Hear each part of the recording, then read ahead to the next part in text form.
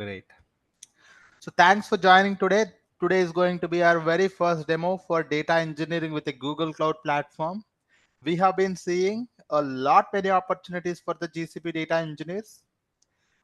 So the main aim of the course is to tackle those jobs. To do that, we are going to have a 3 months of course which we are going to cover for the next 3 months, all the GCP data engineering tools and including the topics, theoretical knowledge as well as lab sessions which we are going to see for the next 3 months, right? So I hope you guys are able to see my screen as well.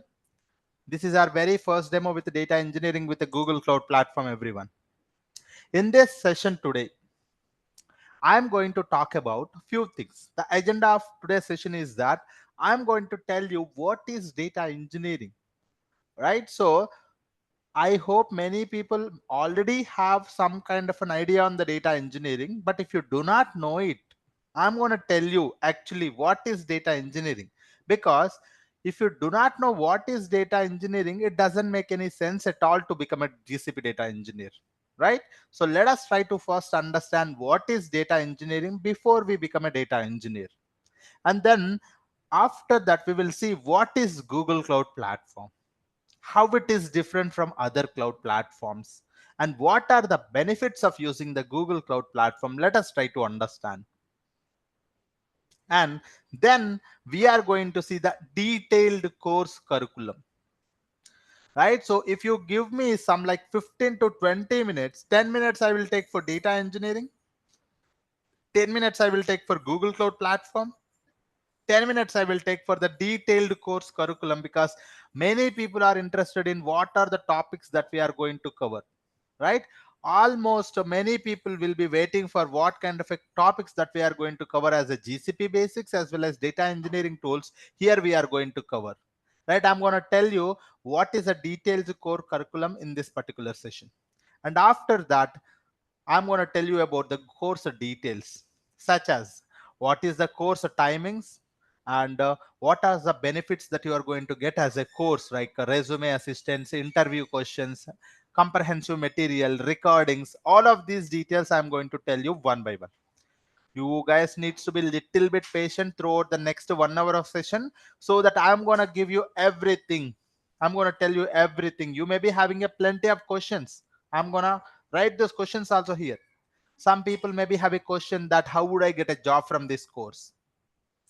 Or what about my current experience? How do I manage my current experience? And I don't know the cloud at all. Some people does not know the cloud at all, but does it make sense to my profile? Or will I be able to learn it? Will I be able to get the job or not? Even if I get the job, can I be able to work in the company or not? Right? So these many questions maybe people will be having, and even more questions also maybe people will be having. I'm going to give you the time for you to ask me the question one by one, and we will try to answer. I'll try to answer each and every question that you are going to ask by the end of the session. Okay, so you give, please be patient throughout the entire session, so that we will be able to understand all of these questions. We will be able to answer it. Okay, so this is what it is. And without any further delay, we will go to the very first topic. Before we jump onto our very first topic, that is what is data engineering, let me gonna introduce myself, guys. Right, my name is Shaik Saidhul. I am currently a solution architect. Actually, I should be updating it as I am currently acting as a solution architect at a Quantech. I'm also working at a Databricks as a consultant. Okay, and I have completed my master's degree from National Institute of Technology, Tiruchirappalli. Remember me as a Shaik Saidhul. I am currently working at two places, Quantech as well as Databricks, and I have completed my master's degree from National Institute of Technology, Tiruchirappalli. I do have more than 8 years of experience into the data and AI field. Okay, so I have done many certifications, right? So I have done certifications in the GCP, Azure, AWS also, Databricks, Python, Terraform. So many of these certifications I have done, guys. So this is all about me. Just remember me as a Shaik Saidhul. Okay, yes, you can go to the YouTube, LinkedIn, anywhere. You can just search for me. You will be able to find me. You can able to find me in the YouTube also, Google, as well as LinkedIn, any other forums that you guys wanted to check me. Okay, so this is about me, guys. Now, without any further delay, Let us try to understand what is data engineering. Okay, tell me guys, what do you guys know about data engineering? What is data engineering in terms? Tell me please.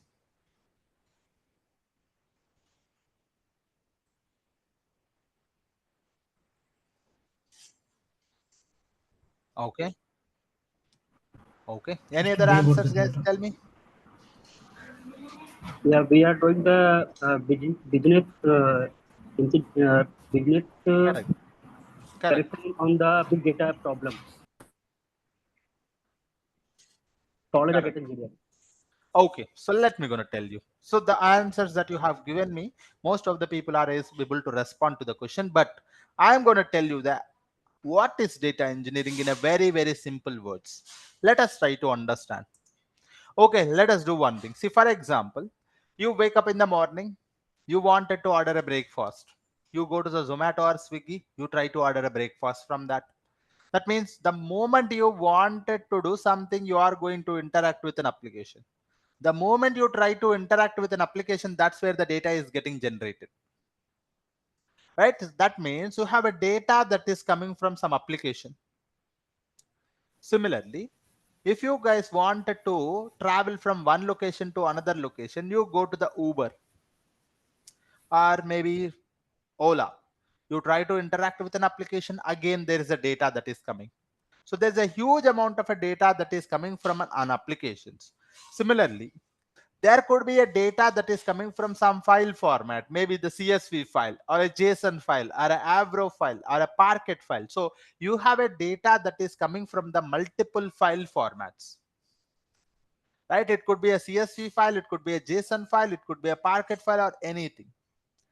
Again, you have a data that is coming from some databases also. Some companies storing their data in the form of a SQL database. Some other company storing the data in the Oracle database, right? So the data may be in the form of a tabular format in the databases. So you have a data that is coming from some databases also. And you have a data that is coming from IoT devices. Nowadays, you might be using a lot of IoT devices.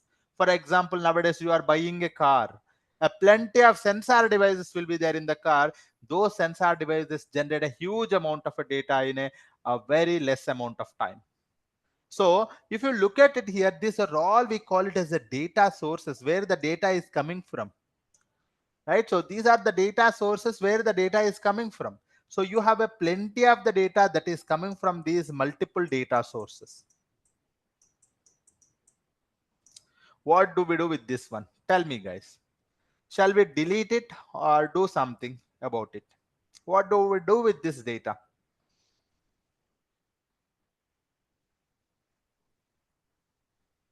Correct. So this is a huge amount of a data that is related to your business when you're working on the company, or when some company e-commerce platform or some other music platform or a traveling platform, plenty of other platforms, they generate their huge amount of a data. So what the business manager is says that if you try to understand the data, if you try to analyze the data or understand the data, this data will give you some kind of a information, also called as a insight. Right? So what they say is that the business manager, if you try to analyze the data for your own business, this will give you some kind of an insight, and these insights are very useful for your business improvement. These insights are very useful for the business improvement. Tell me, for every company the main goal or the important thing is to improve their business or not? So some company they wanted to may increase the sales. Some company may wanted to increase the customer satisfaction, or they wanted to increase the number of customers. Right? Every company they wanted to improve their business. So if you wanted to improve the business, you need to get some ideas, or you need to have some information how to improve your business. So what is this data engineering? Is that data engineering lets you know Our data engineering will help you to analyze this data, will help you to analyze this data, so that when you analyze the data, you are going to get an information in the form of an insight. And these insights are very, very useful for the business improvement.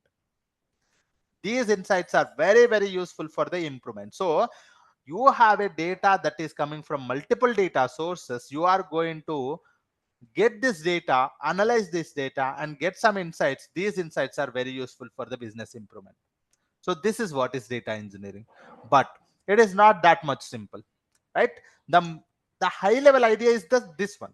But if you guys wanted to understand it more better, so you have a data that is coming from multiple data sources. Now you have the data here. Tell me guys, can we directly go for the analysis or not? Tell me please. Is it possible for us to directly go for the analysis? No. Correct.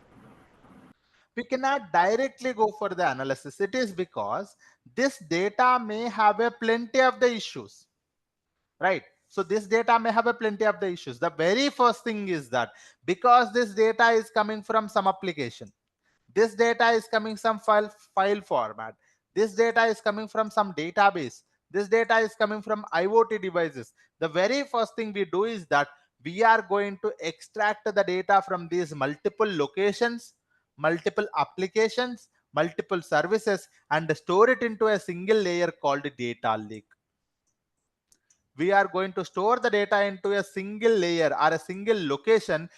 We are going to store, because this data is in a different locations, different servers, different databases. We first do is that we are going to extract the data and store it into a single location called data lake, right? So you are going to store the raw data in the data lake, guys. You are going to store the raw data into the data lake. Now, so now I have the entire data with me. So now I have the entire data in a single location that is called as a data lake. Tell me, sir, can I go for the analysis on top of this data? Correct.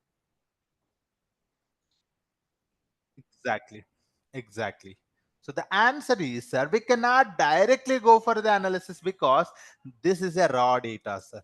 As it is a raw data, it may be having plenty of the issues. It may have a duplicates. It may have a null values. It may have a unnecessary columns or a bad record. So it may have a plenty of the problems because you're dealing with the raw data. So when you're dealing with the raw data, you can't directly use the raw data for the analysis purpose, because it may be having a duplicates. It may be having a null values. It may be having a not required or unnecessary records or columns or bad records. So the very first thing, the next thing that we are going to do is that data processing. So we wanted to process this data, transform this data, so that we can able to make the data to the analyzed, or we can make use of this data in the proper format. We try to add some kind of a value to the data, so that this data will be useful for the analysis purpose, right? So for that purpose, you are going to read the data from this data lake. You are going to apply some kind of a processing steps, and you are going to add some kind of a value to the data. Now this data will be useful for the analysis purpose, because you have a clean data here. You have a clean data here. So what you are trying to do, you are extracting this raw data, you are doing some kind of a processing on top of it. While you are doing the processing, there are multiple steps, right? There are multiple frameworks also available to process the data. There are multiple frameworks also available in the market, like Beam framework or Spark framework and Pandas framework. These are different frameworks available in the outside. So you can able to use those frameworks to process the data, and the data will be clean now. Once the data is cleaned, then we can go to the analysis. We can go for the analysis, guys. Once the data is properly cleaned, we are going to store this data again, and we are going to analyze this data. We are going to move this data to the data warehouses. In the data warehouses, with the help of a single language or a simple language called SQL, we are going to analyze the data, right? So this is what we are going to do. With a simple language called SQL, we are going to analyze the data in the data warehouses, and these analysis reports are very useful for the downstream people such as BI or ML or data scientist or a business group, right? So what is happening here? So you are going to read the data from the multiple data sources. You are storing the data, processing the data, analyzing the data, and using this data or sending this data to the multiple data sink, right? So by using this data in the data warehouse, a BI engineer can create a reports or dashboards on top of it, or there can be a ML engineer, they can create a ML models out of it, or a data scientist can find the future trends, or a business group can use this data for the decision making purpose. Okay, so this is how you have a data that is coming, you are sending the data to the downstream as well by applying multiple steps here. So you store the data here, process the data here, analyze the data here, send the data to the multiple destinations as well, right? So this is what we are not going to do these things in a manual step. We are going to create as a end-to-end pipeline. You see the arrow marks are indicating that it is a pipeline rather than it is a manual step. Okay, in addition to this one, we will also go for data governance and monitoring to make sure that data is properly accurate and complete throughout the system. Okay, so what we are going to do is that we are going to make sure that this data is properly accurate and complete throughout the system. We will also perform the data governance and monitoring as well. So this entire process of activity which we are going to do for the data analysis and business improvement is called as a data engineering. This entire process we call it as a data engineering, guys, right? So if you look at it here in the data engineering, there are multiple steps involved here. One is to extract the data from the multiple data sources, storing it, processing it, analyzing it, sending it, creating a multiple pipelines here. One more thing, doing a data governance and monitoring activities also, and analyzing the data here in the right. So this is what we are going to do as a part of the data engineer, guys. Please mute yourself, guys. I see that someone is unmuting themselves. Please mute yourself. Okay, so this is what is data engineering, right? So now if you guys wanted to see in a descriptive way what is data engineering, you can also see here data engineering is a process of collecting the data, organizing the data, preparing the large amounts of the data so that it can be easily used for the analysis purpose.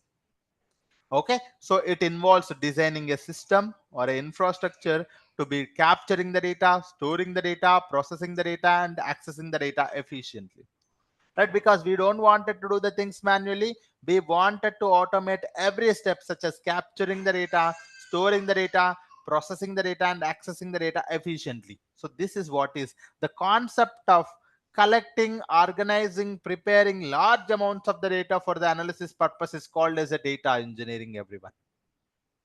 Okay, so what do the data engineer do? What do the data engineer do? If you guys look at it here, whatever the step that we have seen now, that is where the data engineer on a daily basis that they are going to work on. So a data engineer work on a data ingestion, right? Data ingestion is nothing but we are going to ingest the data from the multiple data sources to the data lakes. We are going to store the data and manage the data properly. So data storage and management. And one more thing is the data processing also. We are going to process the data with the multiple frameworks in a different methods we are going to follow. And we are going to apply data quality steps as well as data governance steps, right? So you are going to make sure that your data is accurate and complete throughout the system, throughout the process, throughout the pipeline. To do that, we have to follow the data quality checks as well as governance. And one more thing, we don't want it to do the things right. So manually, we are going to create an end-to-end pipeline to automate the things and orchestrate the things. And performance optimization, which is a very one of the important aspect of a data engineer, is that if some code is running in, if some pipeline is running, we wanted to make sure that it is running in an optimized fashion, right? So that is called as a performance optimization, which we are going to focus on every interview. If you go for as a data engineer, they are going to ask at least 2 to 3 questions on the performance optimization only. Okay. And then monitoring and maintenance, right? So you can see here, guys, data ingestion. A data engineer may work on data ingestion. A data engineer may work on data storage and management. A data engineer may work on data processing. A data engineer may work on the data quality and governance. A data engineer may work on data pipelines. A data engineer may work on the performance optimization.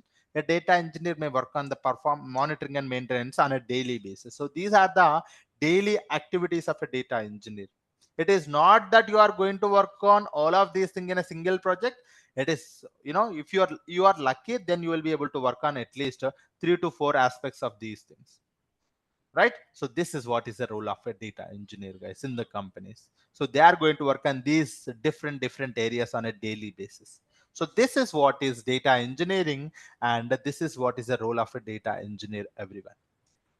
Okay, so let me gonna give you 1 or 2 minutes if anyone have any questions on a high level questions. Do not ask me about the what is Google Cloud Platform, what is course curriculum. Don't ask me such questions, because I'm going to talk about that. Okay, just tell me if you guys have any high level questions on the data engineering. Yes, please. Yes.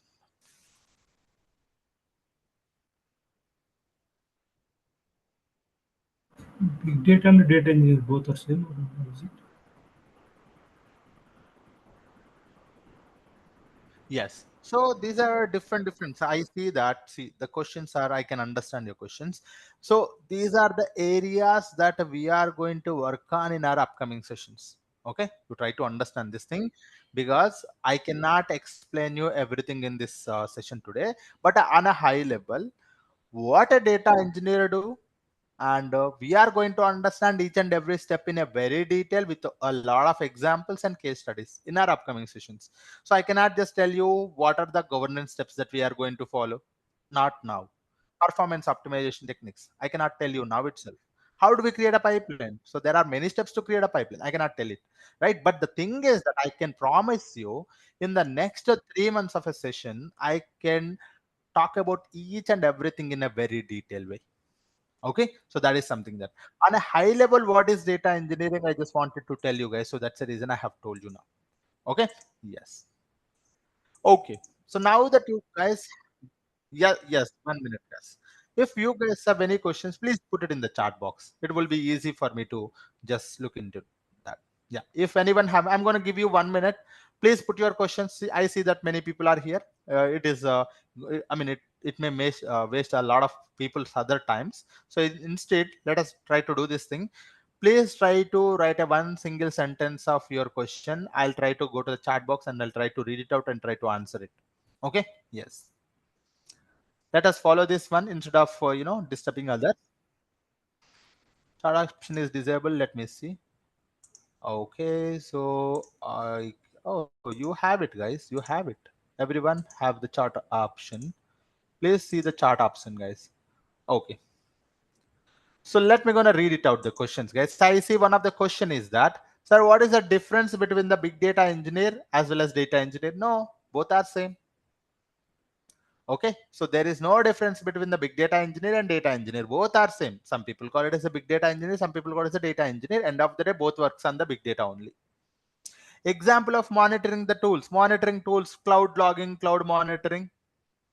Right? There's in Google Cloud Platform, we have a cloud logging, cloud monitoring tools are there. Stack Overload. Yes. What is the difference between Azure and GCP? I'll talk about it when we talk about the GCP. What is GCP?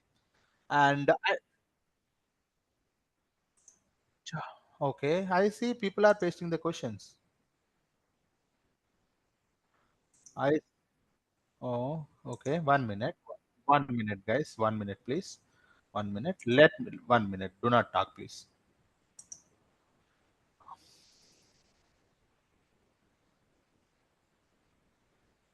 No, you have all the options, guys.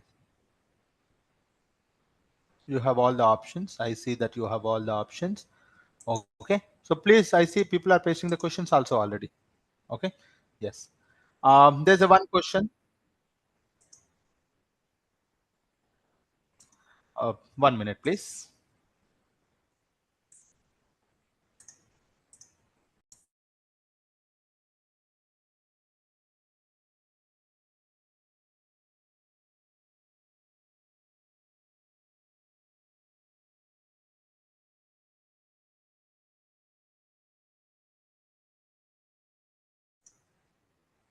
Data pipelines are mainly handled by the data engineers only. Okay. Yes. Okay, let me see some of the questions, guys. I see that people are pasting some of the questions, which is most of the questions related to the GCP, Google Cloud Platform, which we have not started. What is Google Cloud Platform? The best thing what I will do is that I will talk about the Google Cloud Platform. I will talk about the course curriculum. I'll try to give you the time for you to ask me the question so that you can unmute yourself and talk to me directly instead of pasting your questions in the chat box. I suggest you to paste, keep a questions in, on some notepad or something. I'll give you the time for each and every one of you, and whenever your time comes, you can ask me any number of questions. Okay, let me gonna just tell you what is Google Cloud Platform and detailed course curriculum next 15 to 20 minutes. After that, it's your time. You can ask me any number of questions. Okay, I hope that works, right? Yes. Okay, let us do that one, guys. Okay, please mute yourself in between the session. Do not unmute. Okay, so let us start with what is Google Cloud Platform. Tell me, what do you guys know about the Google Cloud Platform? Anyone?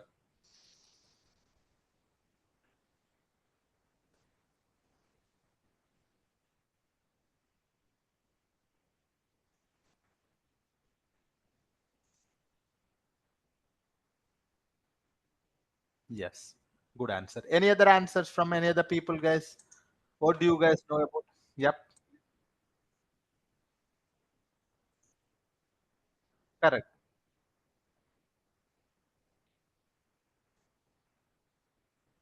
Yes. Okay, perfect. So let me gonna tell you in a simple method, guys, so that you can understand it. So tell me, what are the other cloud platforms that you guys know? First thing, what are the other cloud platforms that you guys know? So AWS, you know about AWS, Azure. Azure, you know about GCP, you know about Azure, you know about Alibaba, Oracle also. Yes, very good. Any other? IBM. IBM also. So these are all different cloud platforms available in the market. Yes, sir. Sir, these OpenShift are as all well. the different cloud providers available in the market. So these are all cloud providers. Cloud providers. So these are all different cloud providers in the market, right? So AWS, Azure Web Service, sorry, AWS, Amazon Web Services, GCP, Google Cloud Platform, Microsoft Azure, Alibaba Cloud, Oracle Cloud, IBM, and Informatica Cloud is also there. IICS, Informatica Cloud System. So these are the different cloud platforms available in the market, or cloud providers available in the market. Tell me, what are these cloud providers? The name itself, it is saying that cloud providers will provide you something, but what they provide us? Tell me, guys, what they provide. Infrastructure. It provide infrastructure as it a provide rented in this. infrastructure. No need to install any application. We can Correct, directly correct, use it. correct. Right. In a simple words, people say infrastructure, people say storage devices, people say virtual machines, people say. So I am hearing a different answers. Instead, I can call it as cloud providers provide you the cloud computing services. In a simple words, so they provide you the cloud computing services, right? So you have a different cloud providers are available in the market, such as AWS, GCP, Azure, Alibaba, Oracle, and IBM. So these are the multiple cloud providers available in the market, sir. What they provide us, sir, if you ask me, they provide you the cloud computing services to you. To you meaning that they provide you the cloud computing services to the organization. They provide you the cloud computing services to the organizations. What organizations can do, sir, with help of these cloud computing services? If you ask me, for example, when you are working in the organization or a company, when you are working in the organization, every organization will have a project, right? Every organization will have a project. In a project, you may want it to store the data. In a project, you may want it to store the data. You may want it to process the data. You may want it to analyze the data. You may want it to visualize the data, or you may want it to, data governance. You want it to do it. So all of these things you may want it to do. In another project, you may want it to create an application and deploy the application, or scale the applications and services in the cloud. Or in another project, they wanted to build a ML model. They wanted to register the model, deploy the model, or scale the model. In another project, they wanted to create networking components. Right? So they wanted to create subnets, or they wanted to create load balancers, manage the load balancers, or right, different things. If you look at an organization, organizations will have a multiple projects. Organizations will have a multiple project. So one project may want it to store the data, process the data, analyze the data. So this is about a data engineering project. Here, application development project. They wanted to create an application, deploy the application, scale the applications and services in the cloud. And ML project. In the ML project, they wanted to create a ML model, or register the model, or deploy the model, or scale the model. Or in another project, they wanted to create a networking component such as subnets, load balancers, and manages all of those things. So if you guys wanted to do all of these things on your own, it is gonna take a lot of time for you to do that. To make you understand in a simple words, to give you a simple idea, assume that, sir, I have some 100 terabytes of the data. So assume that the client has given you 100 terabytes of the data. Just take an example, right? So you have to store this data, guys. They're asking you to store this data securely. Tell me, where do you store the data and how do you store the data? Don't worry about the cloud platform. Assume that you do not have any cloud platform available.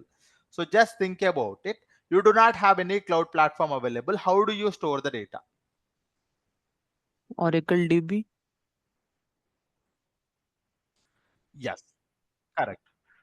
Right. So you have to store it in the on premises, right? That is nothing but on your own systems. So if you wanted to store the data in your own systems, first thing is that you have to purchase the machines, right? So you have to purchase the hardware, right? Then you have to install, or you, once the purchase is done, you have to deliver it to your location or a data center. Then install all the libraries and modules, and then configure the storage and set up the backups.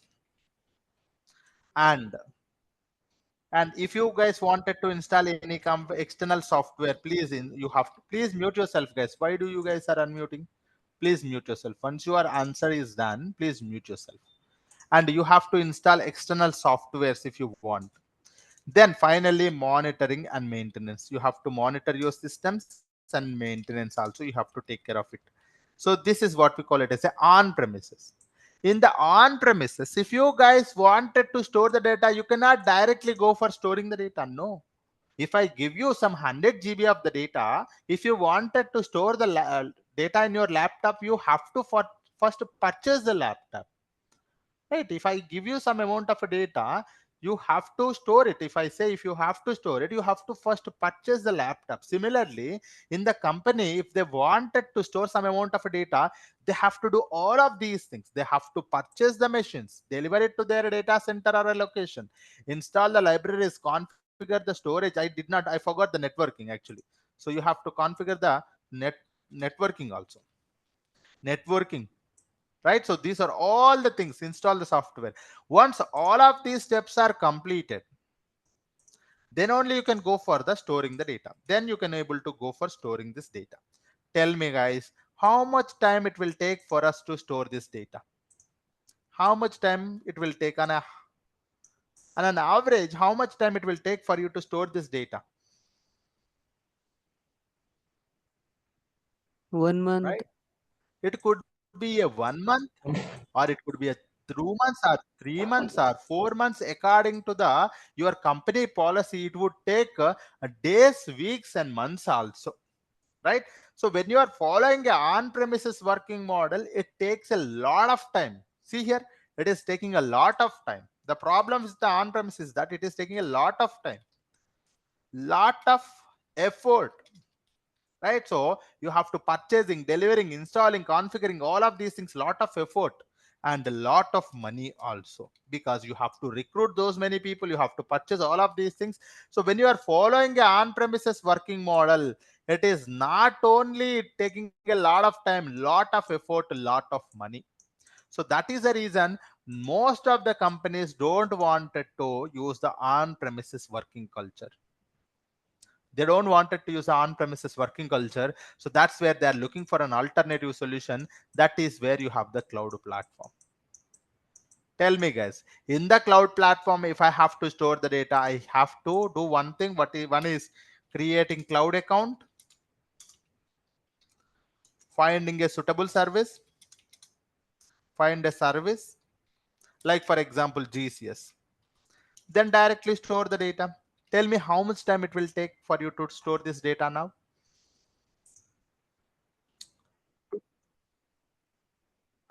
It is like a software, yes. Yeah, within Right? 1 month. So in cloud platform, if you guys wanted to store this data, you just have to create a cloud account. You just have to find a suitable service for you to store the data, then you store it. It is going to take hardly 1 hour, or maybe let us just say 1 day. Okay, look at here, where is 4 months or 2 months, where is 1 day? So that is the reason. See, most of the people wanted to use the cloud platforms because of this reason. Why? Because you see, whatever the activity that you wanted to do, you have a suitable service already provided by the cloud platform. That is, for example, one of the services GCS for storing the data. Okay, so you have a plenty of cloud computing services offered by the Google Cloud platform, right? So that people can able to use this data use these services, instead of creating a lot of infrastructure, instead of setting up all of those things, instead of wasting a lot of time, lot of effort, lot of money, they can start using the cloud computing services. At similar fashion, not only for storage, processing, analyzing, visualizing.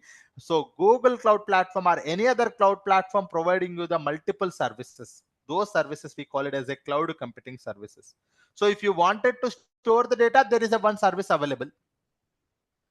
If you wanted to process the data, there is a one service available in the cloud platform. If you wanted to analyze the data, there is a one service available in the cloud platform. If you wanted to visualize the data, you have a one service. So if you wanted to create such a kind of a services, you have to waste a lot of time, lot of effort, lot of money. But cloud platforms are providing you those things as a cloud computing services for the organizations, so that these organizations can use these cloud computing services for storing the data, or creating the application, or building the application, or scaling the applications as services in the cloud platform. Such type of a cloud is, or one of the cloud platform is a Google Cloud Platform, everyone, which we are going to focus in our upcoming sessions.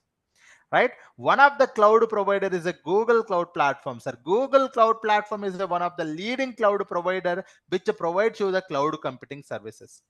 Sir, Google Cloud Platform is one of the leading cloud provider which provides you the cloud computing services to the organizations, so that these organizations can create the model or deploy the model and scale the applications and services in the cloud platform. So this is what is a Google Cloud Platform, everyone, in a simple words.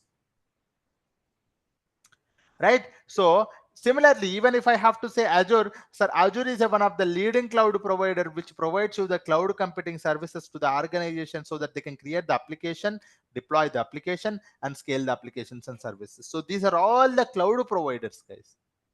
But the most commonly used cloud providers in the market are AWS, Azure, and GCP.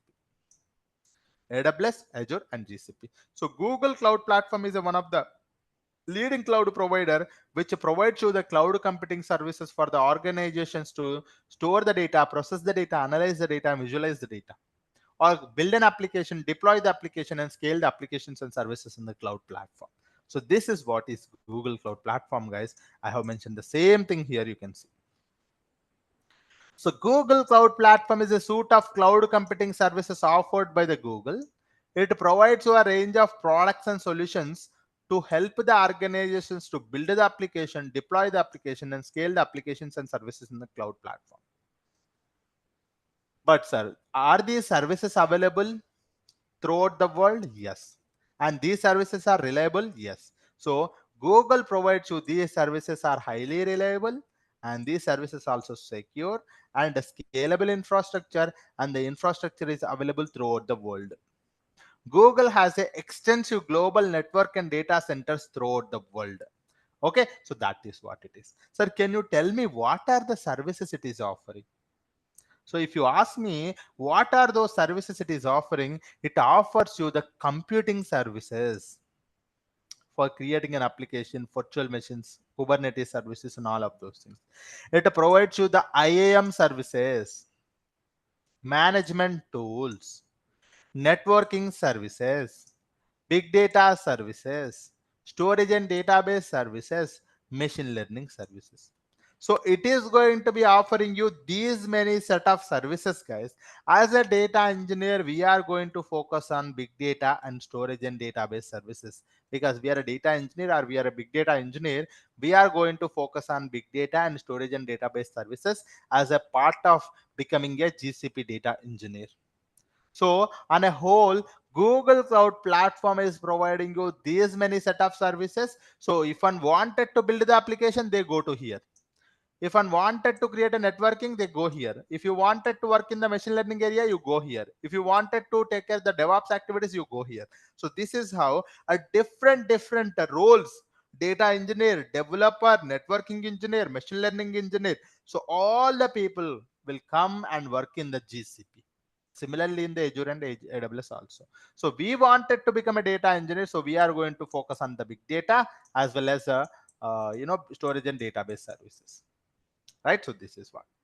And sir, why we learn the GCP, sir? If you ask me, Google Cloud Platform has a very good community support. It is providing you the cost-effective services comparatively compared to the other cloud platforms like Azure as well as AWS. Google Cloud Platform is offering you the cost-effective services. These services are cost-effective and these are flexible, scalable, reliable, secure, fully managed services also it is offering, and the interface is very simple and fast. Okay, all of these features you may not understand it at this point of time. In the upcoming sessions you will say what is scaling, what is mean by flexibility, what is mean by fully managed, all of these things which we are going to see in our upcoming sessions. Don't worry, but these are all the features so that most of the companies started using the Google Cloud Platform because of these reasons, because it is providing you the cost effective services, flexibility, scalability, reliability, secure, fully managed, and fast also. Okay, so that is one. And you can also look at the growth rate compared to the AWS and Azure in the last quarter. If you guys look at it, the growth rate, when I say growth rate, last quarter to the this quarter, what was the cloud platform used most by the organizations? If you ask me, so you can see here, guys, the Google Cloud Platform started using most of the organizations. Most of the organizations started using the Google Cloud Platform over the other cloud platforms. So that's the reason plenty of opportunities are there for the GCP. Plenty of opportunities are there for the GCP because most of the companies have started using the GCP for their own data storage or data engineering activities and machine learning activities. So there's a plenty of opportunities in the GCP data engineering area. So most of the people can able to, many of my students, more than 700 students of mine already got the job in GCP data engineering. Okay, in almost 70 plus batches we ran in the last 2 years. 70 plus batches we ran, and out of 70 plus batches, almost some 700 and plus students got placed in the different companies like Deloitte, Infosys, and Accenture. Many people, so different tech M as well as uh, I forgot this. Different companies are there in the Chennai, Bangalore, Hyderabad, and Pune. Okay, so multiple people got placed. Now, so this is all about the Google Cloud Platform, guys. Right? So now you got some idea about the Google Cloud Platform as well. So what is data engineering? We have seen what is Google Cloud Platform also. Now you got some idea. Let me gonna tell you the course curriculum as well. Then I will give you the time for you to ask the questions. Let me gonna tell you the course curriculum. Okay. So then I will give you the time. Hardly it will take 5 to 6 minutes to tell you the course curriculum. Okay. So first thing, our entire course is divided. I have divided our entire course into the 2 topics or 2 modules, I would say. 2 sections, you can say. One is cloud basics. Nothing but GCP cloud basics. And second one is data engineering services, DE services. Okay, so first one, our entire course is divided into 2 sections. One is cloud basics, one more is data engineering services. So we will see what topics that we are going to cover in the cloud basics, what topics that we are going to cover in the DE engineering services, data engineering services. We will see in the first section, that is cloud basics. We are going to see multiple modules. We are going to start with the cloud overview. Tomorrow, this is what is we are going to start cloud overview. Why we need the cloud platform? What is the difference between the on-premises versus cloud, which we are going to see in tomorrow's session, which is very interesting session, I would say. And after that, I will talk about what is Google Cloud Platform, introduction, why learn GCP, opportunities and certifications. These things I'm going to talk about it one more time tomorrow. Module 2. In the module 3, we are going to see the GCP interfaces, like what is console, what is Cloud Shell, what is Cloud SDK. In the 4th module, console walkthrough, we are going to see how to create a free tier account, guys. So this is one of the important aspect. Many people will ask the question also that you see here, guys. We are going to create a free trial account in the GCP. So GCP is offering you 90 days free trial account. Okay, $300, no need to pay anything. So they are offering you $300 for the next 90 days. We don't need to pay anything. Everything is free. I will tell you how to create a free tier account in the GCP. Okay, no need to pay anything. And after that, we will see the terminology like project, what is billing, what is API. So how to set up the project and billing, all of those things we are going to see here. Very important topic. After that, GCP locations. In GCP locations, what is region, what is zone, what is selection criteria and importance. So this is 5th model we are going to talk about GCP locations. And in the 6th module, we are going to talk about the security aspect, that is IAM and admin, where we are going to talk about what are the identities, what are the roles, what is policy, what is resource hierarchy. So these are the 6 modules in the first section called Cloud Basics that we are going to cover. Okay, and in the second section, that is data engineering. In the data engineering, there are plenty of data engineering services that we are going to cover. Plenty of data engineering services that we are going to cover. And first we will start with the data. So when it comes to the data is categorized into 3 types. Can you guys tell me what are those 3 types? Structure, unstructured, and semi-structured. Correct. So there is a unstructured data, semi-structured data, and structured data. To deal with the unstructured data in the Google Cloud Platform, we have a GCS. And if one wanted to store the semi-structured data, we have a big table. To deal with the structured data, we have a Cloud SQL, and OLAP, we have a BigQuery. So these are the four, 1, 2, 3, 4. These are the 4 services that we are going to cover as a part of storage and database services. So these are the 4 services here we are going to cover. GCS, Google Cloud Storage, Bigtable, Cloud SQL, BigQuery. Don't worry about these services. We are going to see in a detail. We are going to work on labs also on these things. Okay, in a very detail in our upcoming sessions. And again, when it comes to the data pipeline creation, we can create Spark and Hadoop pipelines with the help of the data proc. That is one. We are going to learn about the data proc. Here we are going to learn about Spark with Python. PySpark we are going to learn. And Apache Beam. Here we are going to see data flow. Second one. And here we are going to see code free creating the pipeline, that is Data Fusion 3. Orchestration, workflow orchestration, here we are going to cover Airflow 4. From the last 3 batches, we are covering the Lakehouse platform, Databricks also, that is 5. So these are the 5 data pipeline or orchestration services that we are going to cover, guys, here. One is Spark based systems, one more is Apache Beam based systems. Without writing the code also, we can create the pipeline, that is Data Fusion. And Databricks also, which is a Lakehouse architecture. And workflow orchestration tool, that is Airflow, a composer, that we are going to cover. So these are the 5 data pipeline and orchestration services that we are going to cover as a part of this course. We will see, guys. I'll give you the time for you to ask the questions, please. Okay, yeah. And then we are also covering the streaming data ingestion service, that is PubSub 1.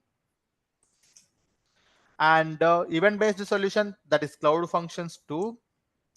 And complementary topic, that is 3. So this is a complementary topic. Okay, Terraform. So here we are having 3. In addition to these services, we are going to, so that is nothing, but I'm going to teach you the Linux basic, because these are very much important for all the people. Linux basics, Python for data engineers, PySpark, as well as Apache Beam. Right, so these are the 4 programming aspects that we are going to cover in addition to the 4 data engineering, above all the data engineering services. Linux basics, data, Python for data engineers, PySpark, and Apache Beam. So these programming aspects also we are going to cover. So it is going to be a full length data engineering course, including all the things. The only thing that is expected from you is that the basic knowledge on the SQL. Sorry, I will talk about this one. What is the prerequisite for the course? If you ask me, the basic knowledge on the SQL, guys, if you come up with, that is more than enough. Rest of all the things like Python, PySpark, Apache Beam, orchestration, DAG creation, SQL development, everything, pipeline creation, all the things that we are going to cover as a part of this course. Okay, the only prerequisite for the course is, guys, SQL only. Okay, so that's what. Okay, so if you guys see here, so total here, if you ask me, 4 plus here 4, here 5, and here again 3. 4 plus 5 plus 3, nothing but 12 data engineering services plus programming concepts such as Linux, Python for data engineers, and PySpark, as well as Beam, Apache Beam also we are covering. So this is going to be the end-to-end course that we are going to cover as a part of this course. If you guys wanted to see this entire course curriculum on a whole, so some people will ask me, sir, where is the projects and case studies? So actually I did not mention that here, but I have mentioned it here if you guys wanted to see. So this is on a single page, you have everything here, guys. On a single page, you have everything. So first thing is cloud basics. GCP cloud overview, introduction, interfaces, location, and IAM and admin. Programming concepts, Linux, Python for data engineers, PySpark, and Apache Beam. Course data engineering tools, GCS, Cloud SQL, Data, BigQuery, Dataproc, Dataflow, Data Fusion, Airflow, PubSub, Cloud Functions, Databricks, Terraform, and Bigtable are the cloud complementary, guys. 10 and 12 are the complementary topics. And what are the projects and case studies and end-to-end pipelines are covered? If you guys ask me, there are 2 BigQuery case studies that we are going to cover. 2 case studies and 1 end-to-end batch pipeline in the Dataproc. 2 case studies, 1 end-to-end streaming pipeline in the data flow, 4 end-to-end DAGs which we are going to create in the Airflow.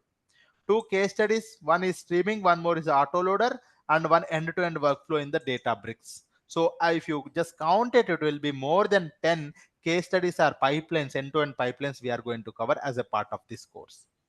And our course name is GCP Data Engineering, and duration is 2.5 months. Around 3 months it will take, and the timings is 9:30 to 10:30, guys. 9:30 to 10:30, Monday to Friday will be there. Saturday, Sunday, no sessions. Recordings, resume templates, interview questions, certification dumps, materials, everything is provided as a part of this course. Okay, so you can also see here the course details that I have provided here. Duration 50 plus hours, around 3 months it will take. Daily 1 hour, Monday to Friday will be there. Delivery online live sessions only. Add-ons, video recordings will be provided as a part of this course on a daily basis. If the session is completed, you will be getting the recording also. And comprehensive material, we have a comprehensive material, guys. I'm gonna share it with you guys. My course material is very famous outside, many people actually using it. You can see this is a comprehensive material, guys. You have everything here. The cloud basics, introduction, interfaces, walkthrough, locations, IAM, account creation, installing SDK, Linux basics, everything is here. GCS, we talk about GCS, right? What is GCS? How do we work with the GCS using the console as well as Cloud Shell? Assignment is also there. What is Cloud SQL? Connecting it to the Cloud SQL. A database migration project is here. In the Cloud SQL, we are going to see one of the database migration project. And sample data and assignment is also here. BigQuery. What is BigQuery? BigQuery's architecture, BigQuery limitations, working with the BigQuery here, guys. So working with the BigQuery, different ways of creating the tables in the BigQuery, dataset for practice purpose. Partitioning and clustering, which is an advanced topic in the BigQuery, guys. What is partitioning? What is clustering? Working with arrays in the BigQuery, which is again advanced topic. Nested and repeated fields, again advanced topic. Assignments, case study 1, case study 2. 2 case studies we say, right? You can see here. I told you 2 case studies, right, in the BigQuery. So 2 case studies, case study 1, case study 2. BigQuery views and optimization techniques in the BigQuery. Okay, so this is about BigQuery. Again, Python, sir, we are going to cover Python. Sir, what are the topics that we are going to cover Python? Chapter 1, data types, strings, operators, numbers, boolean, none. Chapter 2, data structures, list, tuple, dictionary, set. Chapter 3, programming constructions such as if and else, for loop and while loop, exceptional handling, file input output operations. Chapter 4, functions and classes. So this is specially designed for data engineers, guys. This is Python for data engineers. And next, Dataproc. What is Hadoop? What is Spark? What is Dataproc? How to create a cluster in the Dataproc? And what is PySpark also? Lab sessions and sample data sets. Case study 1, case study 2, end-to-end batch pipeline, right? 2 case studies I told you. Case study 1 and case study 2, end-to-end batch pipeline. There's a assignment 1, assignment 2, assignment 3 also. 2 case studies, 1 end-to-end by pipeline. You see here the same thing I have mentioned. 2 case studies and 1 end-to-end batch pipeline in the Dataproc. Same thing, data flow also. What is data flow? How it is different from the Dataproc? Creating a workbench, Spark versus Beam, lab session, sample data sets, use case 1, and template method of creating the pipeline, end-to-end streaming pipeline. Use case nothing but a case study, and end-to. 1 case study. So here 1 case study. Use case 1 is a 1 pipeline, and similarly template method of creating the pipeline is also 1 more pipeline, batch pipeline. So 2 case studies and 1 end-to-end streaming pipeline. So that is what it is mentioned here. 2 case studies and 1 end-to-end streaming pipeline.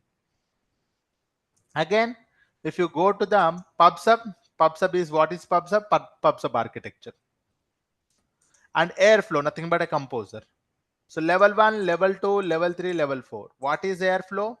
What is workflow orchestration tool? Architecture. What is DAG? How to create the DAG? Cron job format. Create composer environment. Level 1 DAG, level 2 DAG, level 3 DAG, level 4 DAG. 4 DAGs.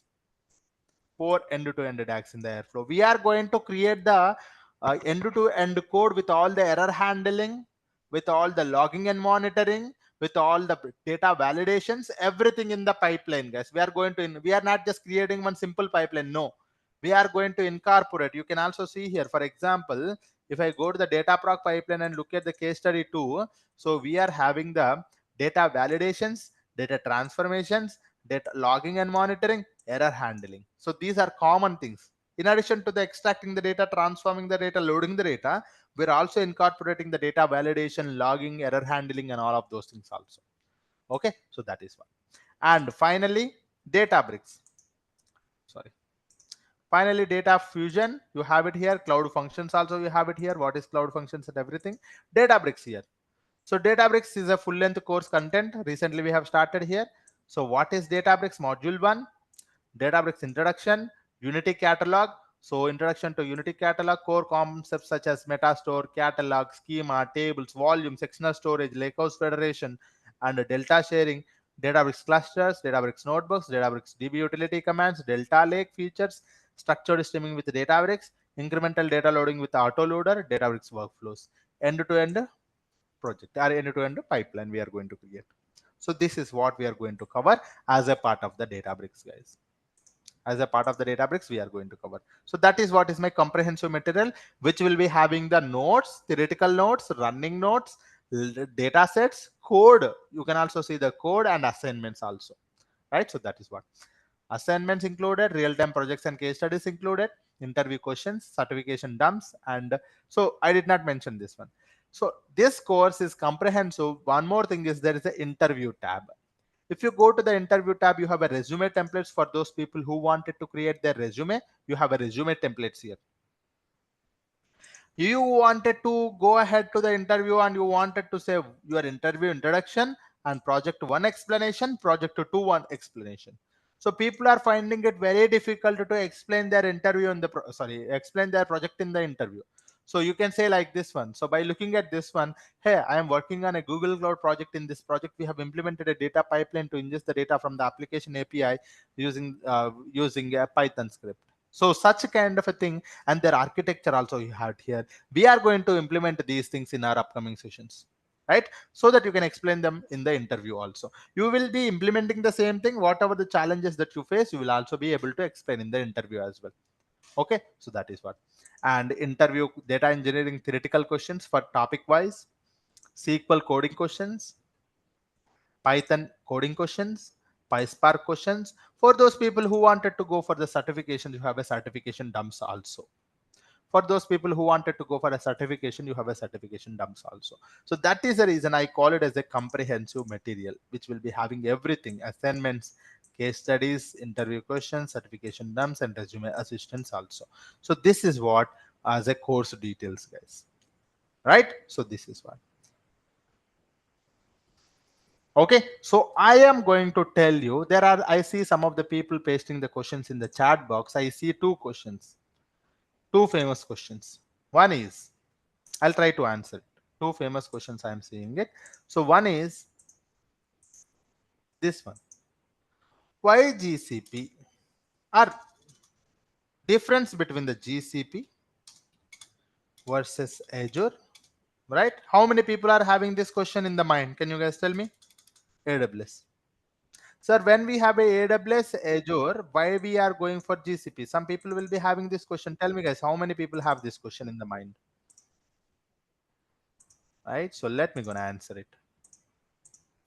So what is GCP, Azure, and AWS? See, first thing is that maybe if you, some people are writing something on my screen or what? I don't know how to create, how to stop it also, I don't know, but that's fine. So look at here, guys. See, you have a GCP, Azure, and AWS. So now maybe if you go 3 to 4 years back, I would say AWS was a huge market. Azure, after that, Azure was a huge market. But now at this point of time, I would say that a GCP, Azure, and AWS having the almost equivalent market, guys. They captured the good amount of a market. GCP, Azure, and AWS. Okay, so GCP, Azure, and AWS having a good market, but 1 minute, guys. I see why disable annotations for others. Disable. I don't know how I can able to stop these things. Some people writing something on my screen.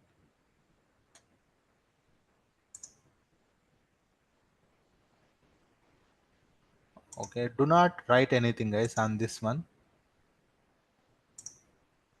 Or no, can you, whoever written it, can you guys stop it? Can you guys clear it out? Yes. Anyway, I'll tell you guys. So when you look at the GCP, Azure, and AWS, the market is now same. The amount of opportunity is also same. But the problem here is that if you look at the Azure and AWS, these are already established markets, and these markets are already saturated. These are a little bit old cloud platforms. Azure and AWS, the market is already saturated. Right, so what is with a, let us take a with a simple example which happened recently only. So there is one of my friend, no, not my friend, but one of my student, I would say. So there is a AWS and Azure. That guy, what happened is that there are two people, we would say. One is person A. There's a person A and there's a person B. Okay, so there's a person A and person B. What happened is that, so this person A have a high level knowledge on the AWS and Azure, and he thought that Azure and AWS has a good amount of market because they are there in the market from the last 5 to 7 years. So they have a huge market for the AWS and Azure. So what he has done is that he wanted to, become a Azure data engineer or AWS data engineer. He enrolled for the course here. Very good. No problem. He can enroll for the course. And once the course is completed, he go for the interview. Now in the 2025, he go for the interview. Tell me, guys, does he able to get the job easily? Or when it comes to the competition is lesser or complex or more? How much is the competition for Azure data engineer and AWS data engineer? Okay, so let us keep it like this one. Similarly, there is a person B. What he has done is that he done a small research over the cloud platforms, and he got to know that Google Cloud Platform is comparatively new. The market is not saturated yet. So he enrolled for my course actually. He enrolled for my course, and he completed the course and he went for the interview. Tell me, guys, who get the job easily? That's the end goal for you also, right? Who get the job easily? Tell me.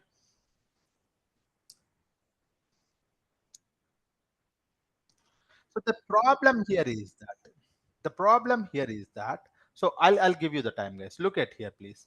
Okay, so when you look at the market for Azure and AWS, the market is already saturated, nothing but the people. Now that you are enrolling for Azure and AWS market or AWS data engineering courses, people like you already attended those courses like 3 to 4 years before. Now you are coming and attending the Azure data engineering, AWS data engineering course, but people like you already know about the market and they attended the courses like 4 years, 5 years before, and now they are the Azure data engineers and the AWS data engineers. When you go for the interview, you are actually competing with those real-time people.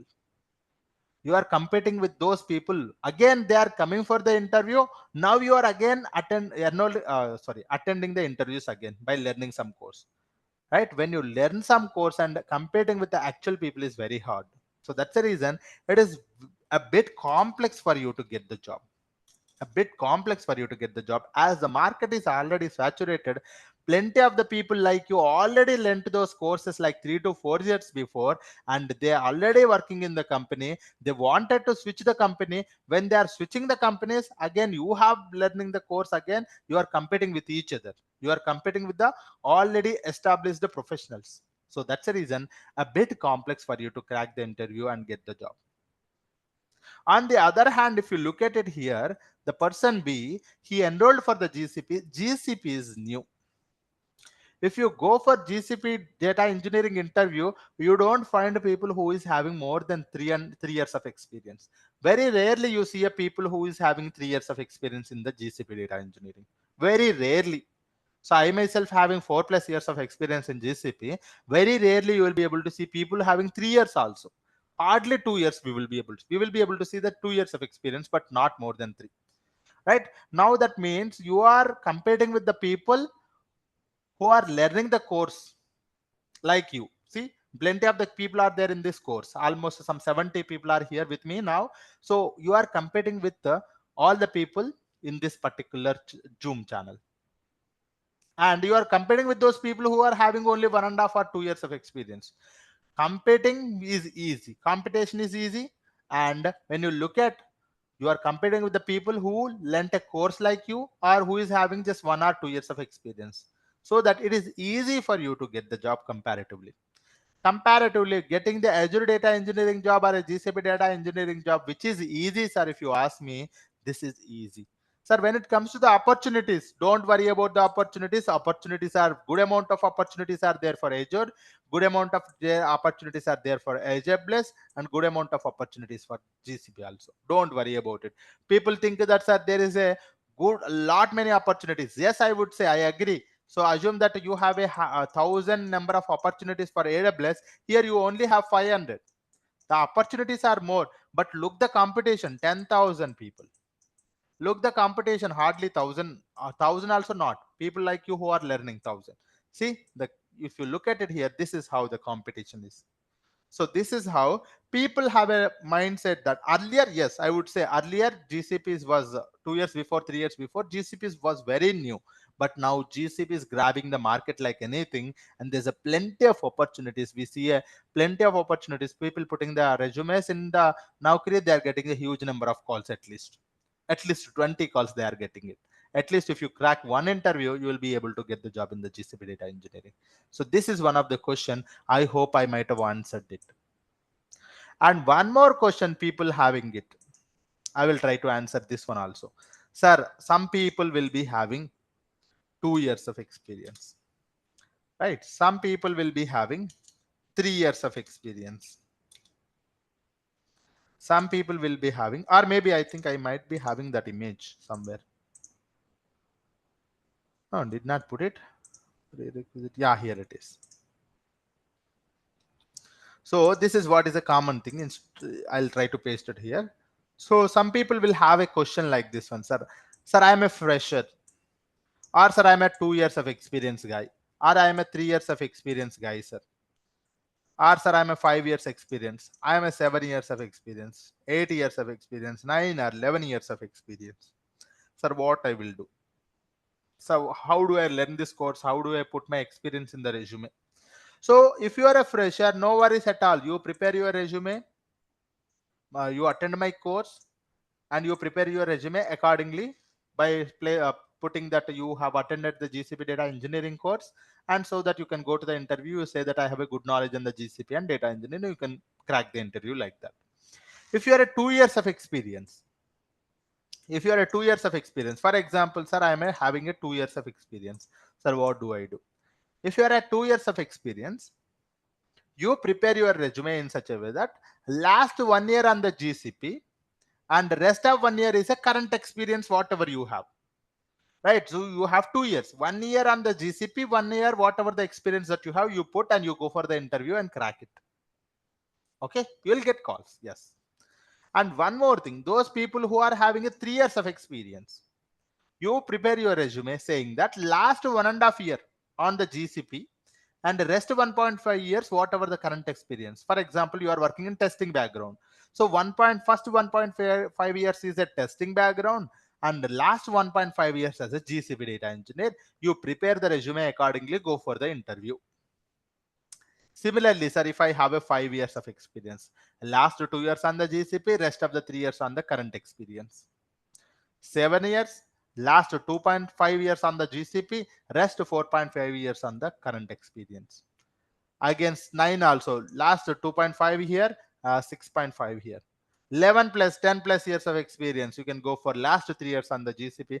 Don't put more than 3 years. Okay, don't put more than 3 years on the GCP. Okay, because very rarely people will be having 3 years of experience in the GCP. Don't put more than 3 years. I can promise you, I can confidently say that until 3 years of experience knowledge, however you get the amount of a knowledge when you work in the company, if you attend my course, I will give the same amount of knowledge here in my course also. because I'm not just covering the theoretical, I'm gonna more focus on the practicals. So if a person who is working in the company for 3 years of a project, right, so the amount of a knowledge of whatever he get, the amount of a knowledge whatever my course get, is my person will have actually get more knowledge, I would say.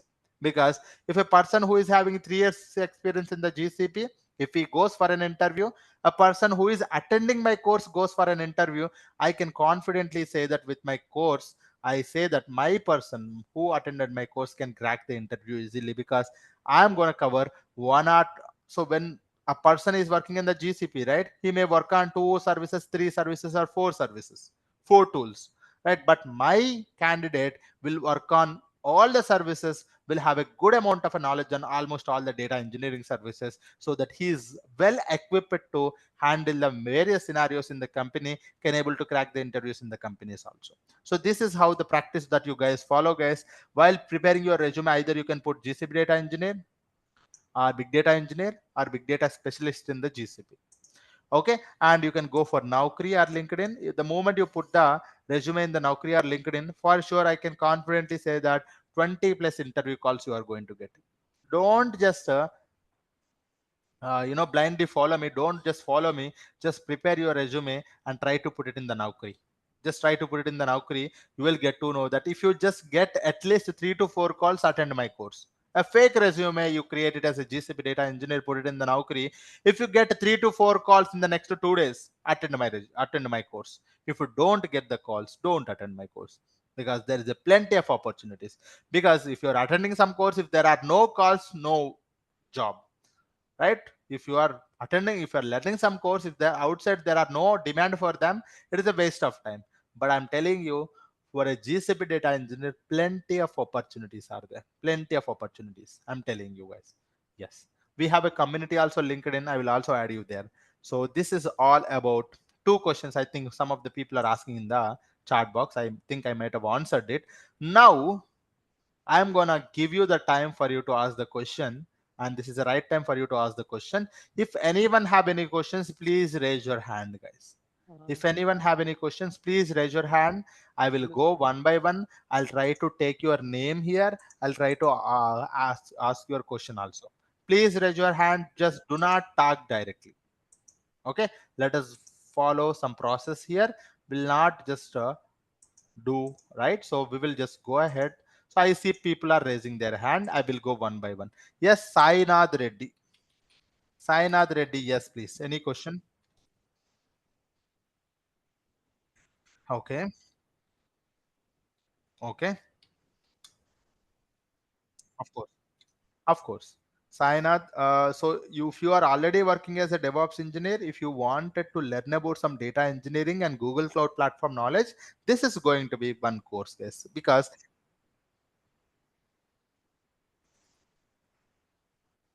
huh,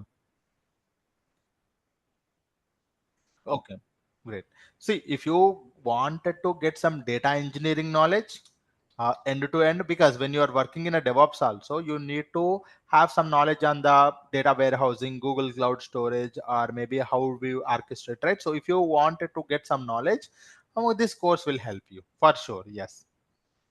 Okay. This is more of a data engineering course, I would say. Yes, Nandini Desai. You have any question? Okay. Okay. Okay.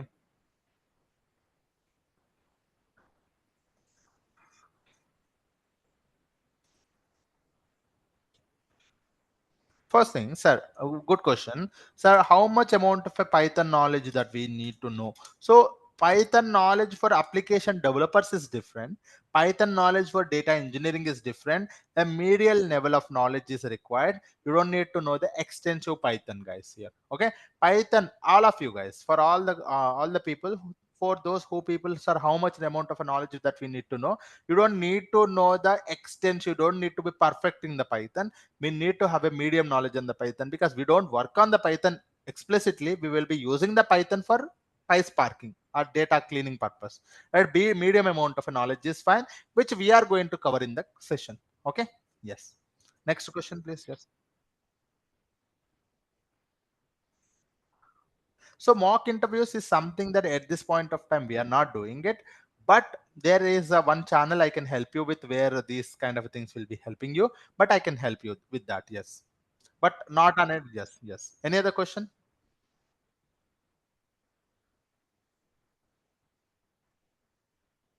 Yes, correct.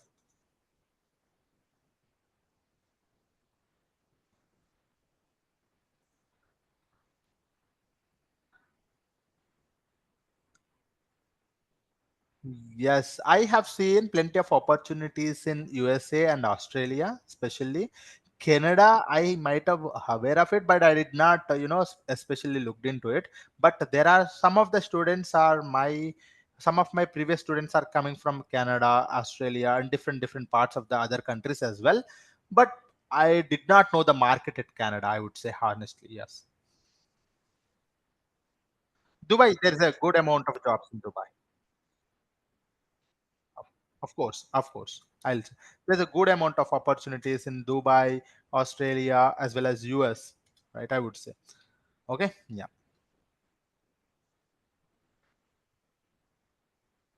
That's not how it actually. So the course package, guys, this is how it defines. Always 50% you put 40 to 50% on an average every company. So it's not something that, sir, I have some, so I have 4 years of experience. Do they give 20 LPA, 30 LPA, 40 LPA? No, it is not going to work like that in the companies. Okay, the companies will always give you 40, 50, 60, 70, 80%. We have seen people getting the 100% of the 100% of the hike also. It always depends on your current package. If you have a 10 years of sorry, if you have a 20 LPA package, your it could be 50% more. That is nothing but you get 30 LPA. So that's how it works in the companies. Okay, based on the hike percentage. Yes. Okay, so I see a question from Mahesh. You have any question, Mahesh?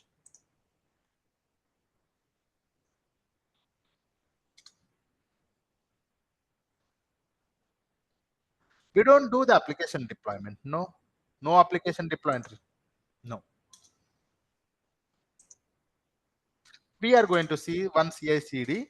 We are going to cover one CI/CD for orchestration for in the Airflow, guys. In the Airflow for CI/CD for code deployment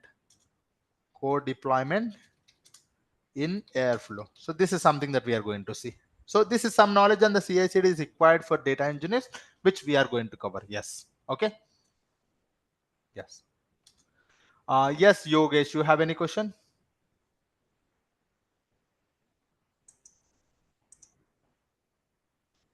No. Yes. So yes, Yogesh. Sorry. Yes, Yogesh.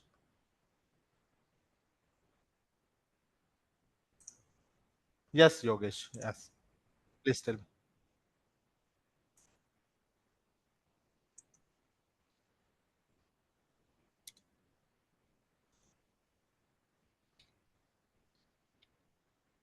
1 minute. 1 minute. Amar, 1 minute, please. Okay. It is not Lokesh. It is. I will give you the time, Amar. Yes, please. So the sessions are Monday to Friday. Daily 1 hour session will be there. And if you guys miss a session, you will be getting the daily recording also. Okay. Yogesh. Yes, please. That's fine.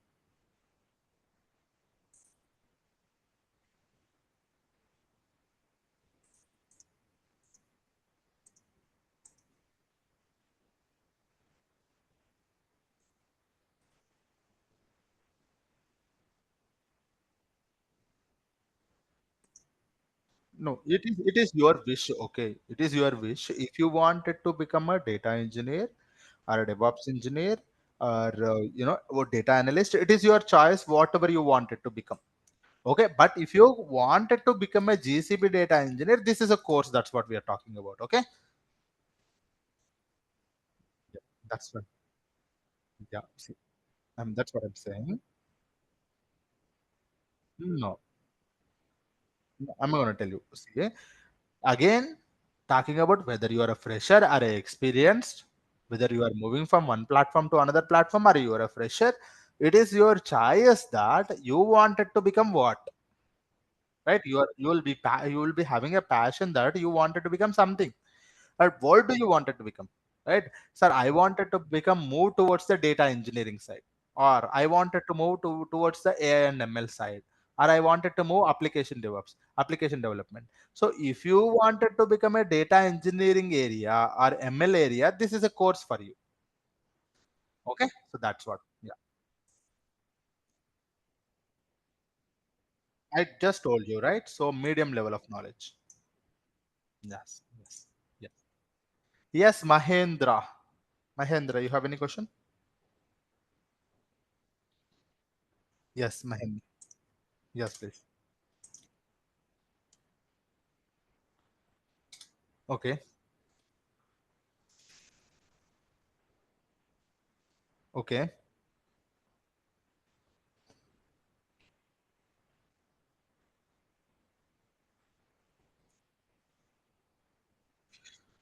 okay,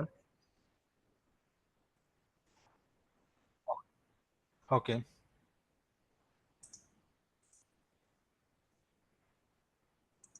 Of course, of course.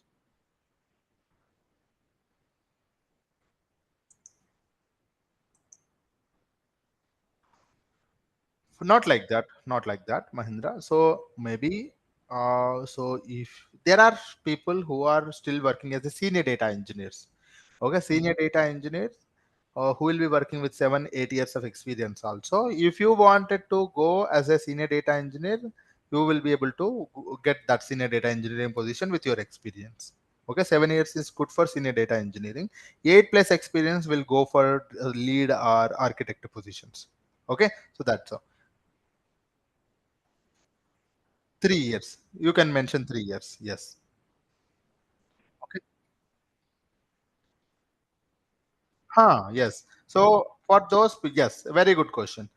For all of you guys, for those people who wanted to become a ML engineer or data scientist, don't just go and attend those courses.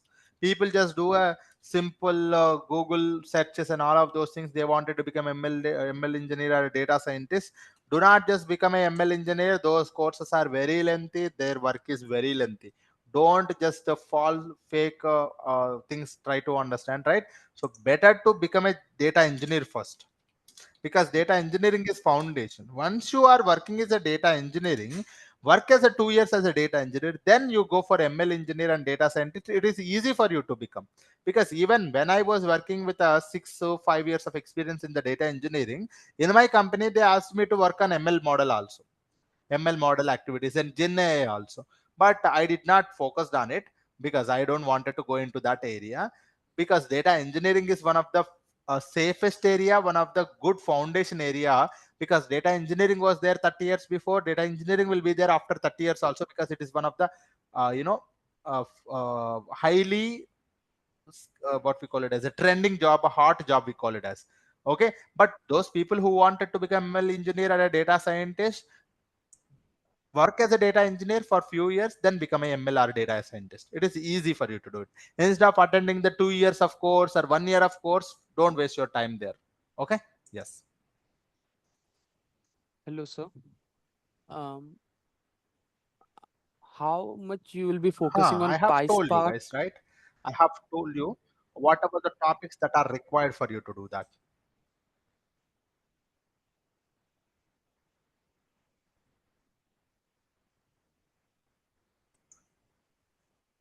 Not required. So yes, I'll give you the time, don't worry. So so don't worry about the course curriculum. I'm going to share it one more time. We are going to learn the Python, then we are going to learn the PySpark. That is more than enough for a data engineer. Pandas, PySpark is both are same. NumPy is not required at all for data engineers. Okay. Yes. Yes. One question. Can I ask it? I'll give you the time, 1 minute, because here we have a plenty of the people, guys. Please, I'll give you the time for sure. I will answer each and every question, and I'll, we will wind up after that only. Um, yes, yes, you are already started asking, right? Kishore, right? You are Yes, Saidhul. Kishore. You have any question? Yes, please. Yes. So my question is specific to the BigQuery. Yes, So please. in BigQuery, the data, the cost is mainly based on the data being processed, but not on the data being stored. No, data stored plus data process, both will be the cost associated.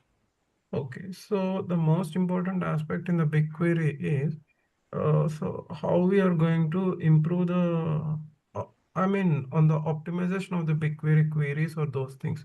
So will this course emphasize Of on course. the optimization techniques in the BigQuery? Of course. I just mentioned, right? If you just go to the BigQuery, there is optimizations in the BigQuery first thing, and partitioning and clustering is a storage optimization techniques. Nested and repeated fields are one more best way to denormalize the data and increase the query performance. So all of these things are covered. Don't worry about that for sure. Okay, thank you. Yes. Thank you. Yes. Thank you. Yes, Rajan Gupta. Hello, sir. Yes, Uh, please. my question is how much in this course curriculum we will be covering PySpark, Apache Beam, and the DAG flow creation? Advanced level, basic to the advanced level. Okay. So PySpark Yes. and Apache Beam and DAX is a knowledge that we are going to get in the industry level. Okay, because we wanted to, you are going to create the PySpark job, Beam job, DAX. We are going to create it with all the best practices like error handling, logging, monitoring, and all the industry best practices that we are going to follow until the basic to the advanced level we are going to cover. Okay. Yeah. And sir, coming to the Hadoop part, are we going to have Not a, required. uh, is it not Hadoop required is in the not course curriculum, right? not only course curriculum for a data engineers, cloud data engineers, Hadoop is not required at all, right? That's a deprecated era, a deprecated uh, technology, we say. Okay. Yeah, agree. And Yes. so, and the talking about the course part, as like from today to 3 days, like next 2 days, there will be only demo sessions. Demos. Yes. Yes, and from Monday onwards, you will be covering like these parts also, or you will be No, no. covering So no, after not part. like that. These are all regular sessions. These are Okay, okay. actually continuous sessions, we would say. Okay. Yeah, yeah, Yes. got your Even though it point. is a demo because it is free for you, but Mm-hmm. these are all continuous sessions. Okay. Yeah. And so, will there be any course students common WhatsApp group kind of a thing where Yes, we of can? course. Okay, there will be a batch like I that. will create it. Yes, Okay, I you will will be create it creating. once the people are enrolled for the course. Guys, Mm-hmm. for all of you, once people are enrolled for the course, we will be having a WhatsApp group for all of you people. And any intimations, any informations, any questions, any doubts, you can ask in that particular community. Okay. Okay, so that Right. channel will be there. Yeah, that Yes. much was from my side, sir. Thank you. Okay. Thanks, Rajan. Yes, John Saida. You have any question?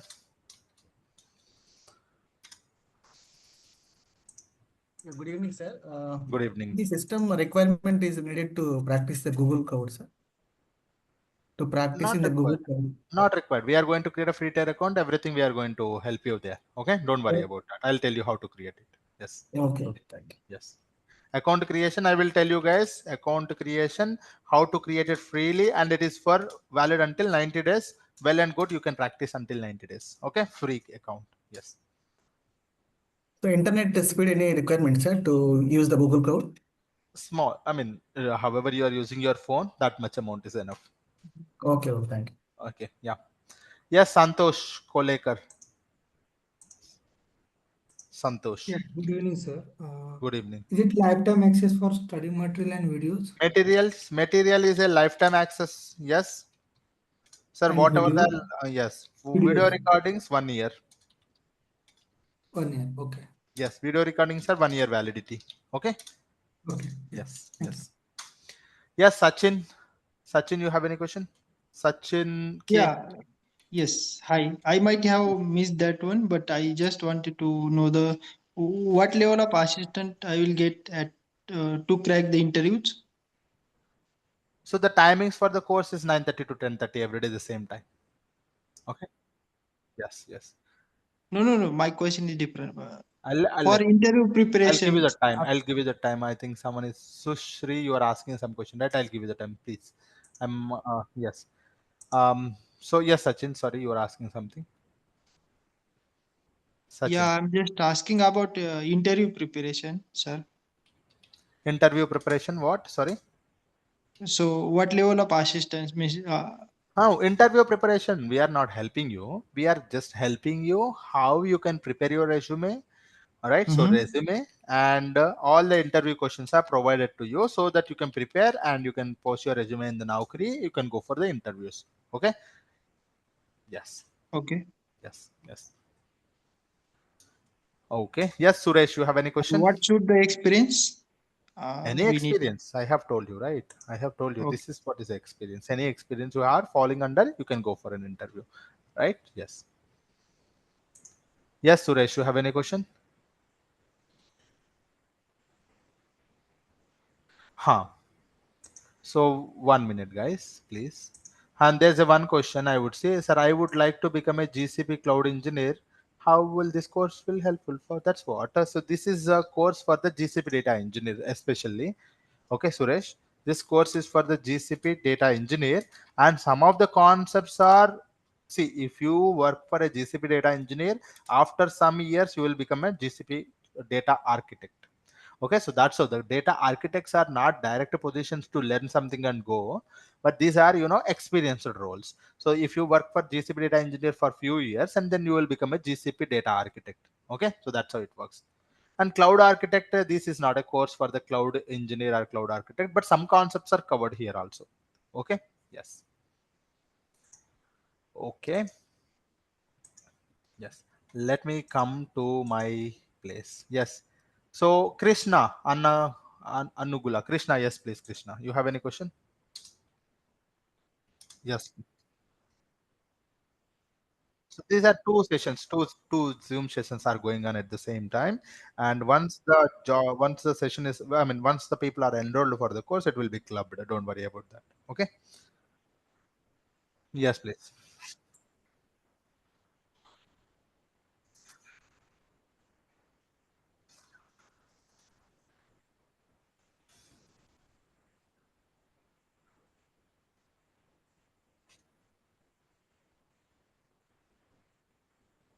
This is in one of the pipeline. Yes, I have created one of the dashboard. Right. I have created one of the dashboard that helps you how to understand other roles. Yes.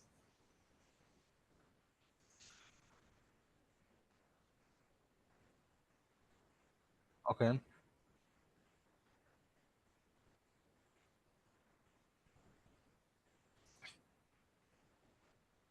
No. So we now that earlier the way that we used to work as a data engineer was a bit complex for us because we couldn't able to find out the actual because there were many things that we used to do it manually.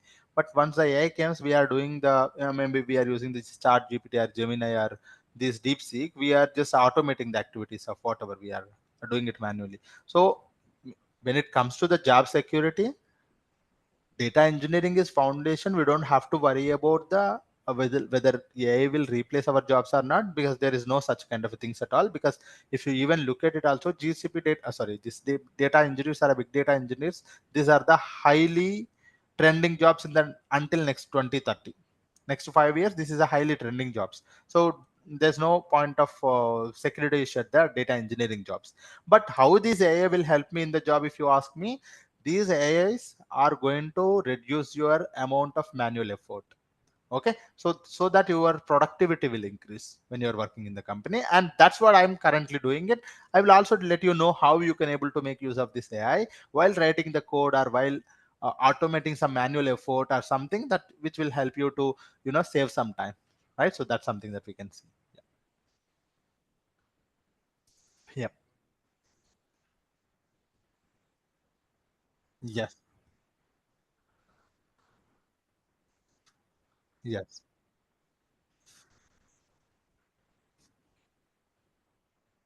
of course, the concepts are same. Yes. And the concepts are same. Yes. See, the underlying the concept when you are see when you wanted to create a pipeline, the code, the technology is same, but the services, the tools that you are using could be different. In the Azure, you use some tools. In the AWS, you use the tools, but the way that you write the code in the Python, PySpark, or this method or that method, it is same on a whole. So either you work in the GCP or AWS, all other things are same at the end of the day. Yes. Yes. Yes, Monisa, you have any question? Yes, please. Uh-huh. Yes. Okay, great. Okay. Okay.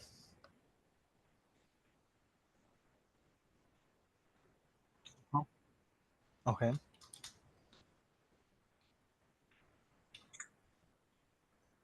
Mm-hmm.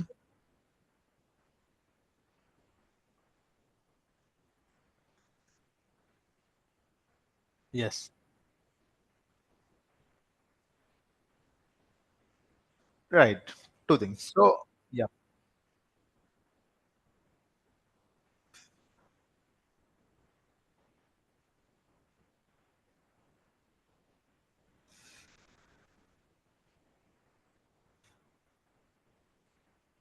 Yes.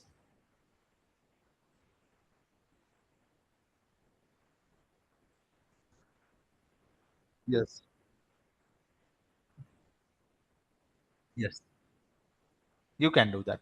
Yes, that is possible. You can do that. Yes, of course. So two things. If you have a career break, you can just go to some platforms, or some people will help you to find or give you a proper documents, because if you wanted to enter into any organization, they look for documents. So try to arrange the documents. You might be having a contacts, or you might be having some people who will help you give you original documents. That is one thing. And second thing is that, of course, if you actually follow my entire course, I'm telling you, if you follow my entire course, for sure you will be able to easily crack the interviews. Okay, and you can be able to work in the company as well comfortably. Okay, so that's what, because that's how the course was designed in such a way that from the basic to the advanced level, so anyone can be start from the beginning level, they can be a pro, because which we are covering the same sessions one by one, step by step, so that we will be able to understand all the things by the end of the course. Okay. Yes.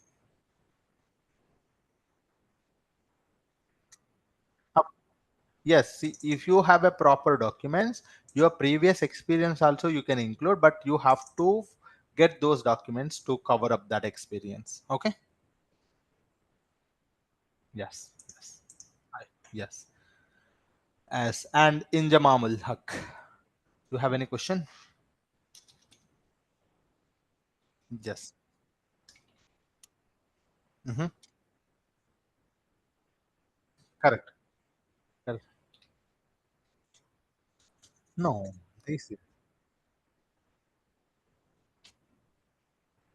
Not like that, not like that, never happens. Actually, we haven't seen such thing also.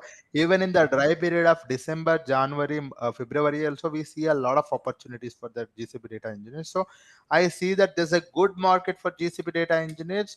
As much as possible, as soon as possible, you should be becoming a GCP data engineer. Okay, so that is a good thing that you can do for yourself. Otherwise, after once or 2 years, or once 1.5 year or 2 years, the market may saturate. Already people will be settling as a GCP data engineer after 1.5 year or 2 years. So better is that learn the course as soon as possible, become a GCP DE and settle there. Okay. Yes.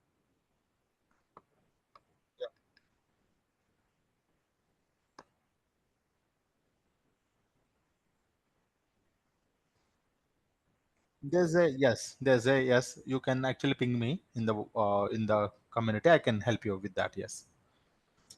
Yes. Okay. Yes, Muni. Muni, you have any question?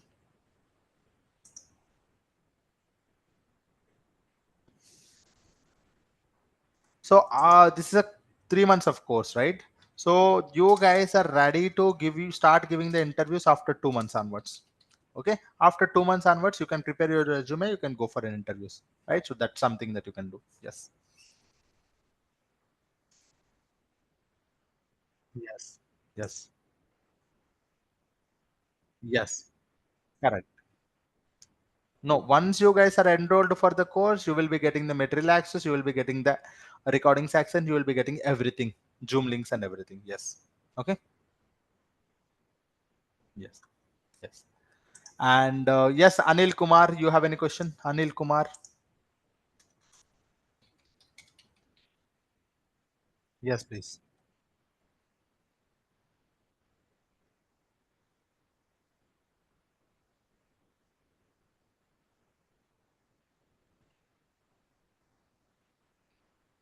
No,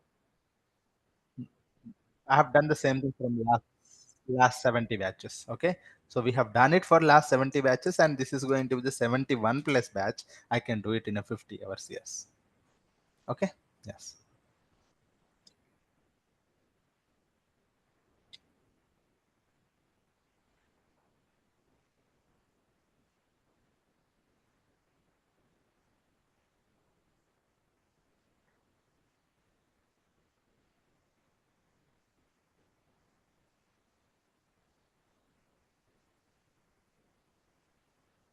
No, not like that. So every day 1 hour, but sometimes it could be every 1 hour 15 minutes or 20 minutes, right? 1.2, 1.15. So that's how, but not more than that. So that's on me. Okay. So how do I balance between the theoretical and practical? You will be seeing it in my course, and you are going to be, witnessing the same thing for sure. You can, I can promise you that I'll be delivering you a very good quality content, which I have been done it for 70 plus batches. I will be doing the same thing for 71 batch. For sure, this course will give you the good amount of opportunities, and you will be able to get a good knowledge out of it. Yes. Okay. Yes, I can promise you on that. Yes. Thank you. Thank you. Yes, Nagendra, you have any question? Nagendra Yalamati. Sorry.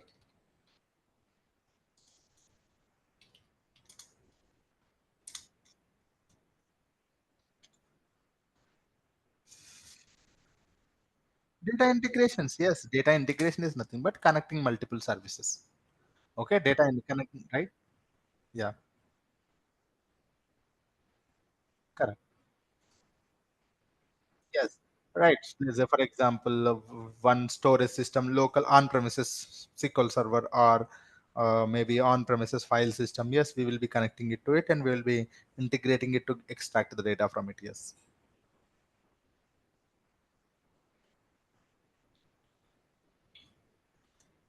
There is one pipeline where we are using a API as a data source.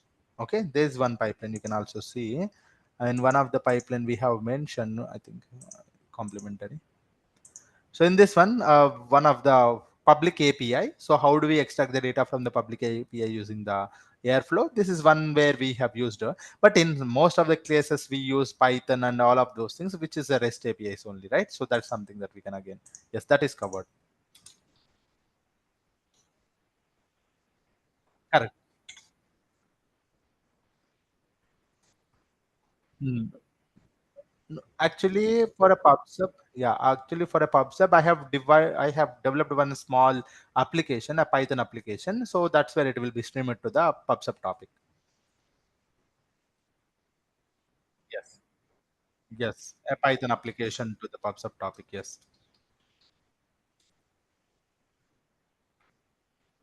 It will be the same thing. Usually in the companies also, you have a topic.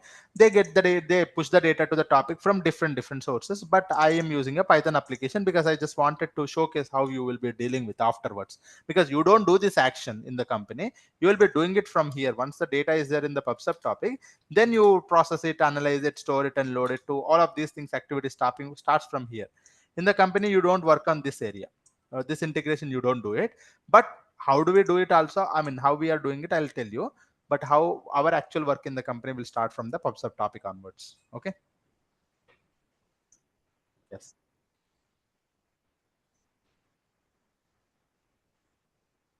There is one of the thing. There is one of the pipeline. I think I've just shown you, right? In the complementary, I've just created Looker dashboard also to make you understand how it looks like.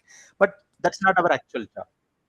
Yes, and an example of Looker also covered, but that's not actual work of a data engineer. But how it actually connected to the Looker and how you get data dashboard creation. A simple, even I'm also not good at dashboard creations, but a simple dashboard we have created also. Yes, there. Okay. Yes. Yes. Yes. You okay? So the course content, some people are asking for the course content, right? 1 minute, guys. Let me share you the course content. I'm not sure where I have it. Actually, 1 minute, guys. Let me share the course content. Somewhere I should be having it. So some people are asking the course content, right? I'm pasting it in the chat boxes. You can go ahead and look into this course content, guys. I'm pasting it in the chat boxes. This is a course content that you can actually look into it.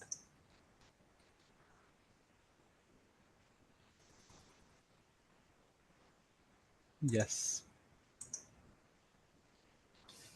Okay. So I hope, yes, Srinivas, you have any question? Srinivas P, you have any question?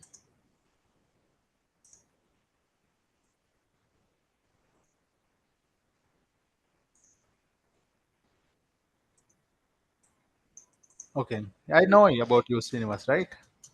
I know about. Yeah, yeah, we have seen it. So yes. Yeah. Tell me, yes.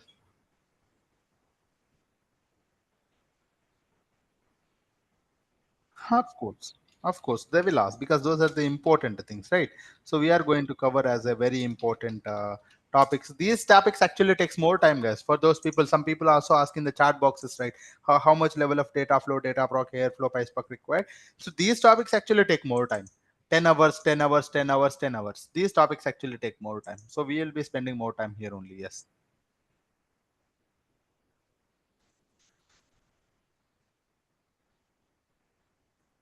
Of course. If you practice, yes, once you attend the sessions, if you practice well, of course you will be able to crack it.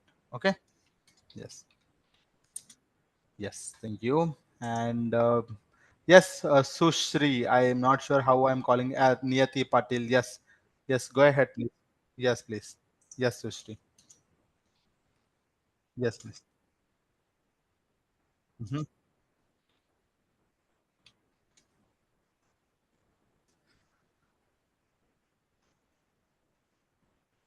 Oh, okay. SQL, I'll let you know, Sushri. Maybe in a next topic or maybe in our regular sessions, I'll let you know how you can learn the SQL also. I actually documented what topics you have to learn also. Maybe prerequisite, right? So you can see here what amount of SQL knowledge you guys have to learn for this course. I will let you know in our upcoming sessions where you have to learn also. I'll let you know. Okay. So these are the topics. Maybe take a screenshot of this one. These topics you need to learn. But in our upcoming sessions where you can learn, I'll let you know. Okay. Yeah. Yes. Thank you. Yes, Anil Kumar. Anil Kumar Pala. Anil, you have any question?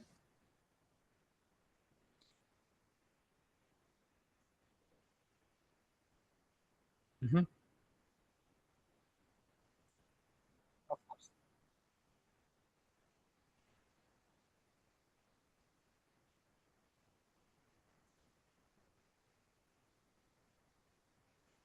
I'll guide you. I'll guide you. I'll guide you throughout the sessions, and whenever you get a time or whenever you find a difficulty in building up something, I'll help you there. Yes, sure. Yes, Vishal Kamble. You have any question?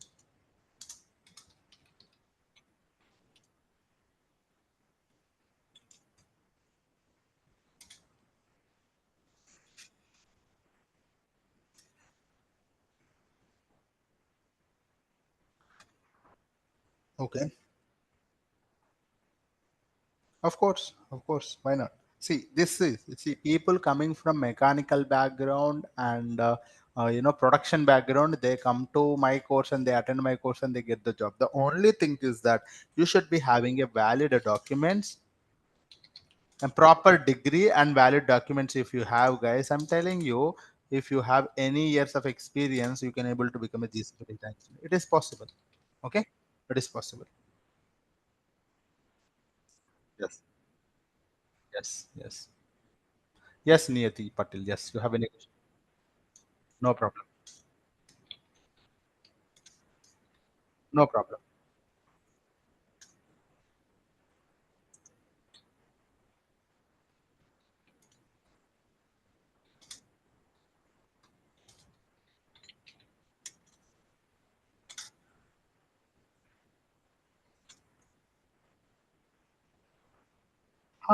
See, after 1 hour, I'm available. You can ask me any question. Okay. In the next class, if you are having some problem in the next regular session, next class, you can ask me. Or we have a group, right? We will be having a WhatsApp or Telegram group. You can post your question there so that my students will help you, or I can also pitch in and to try to help you. Okay. Of course. You will be. There will be a group created for you, and I'll be there in the group also. Yes.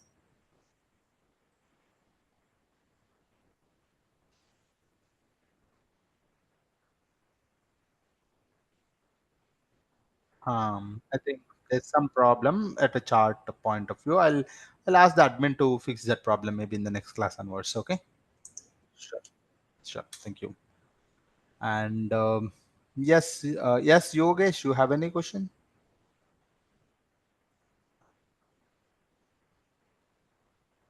Uh-huh.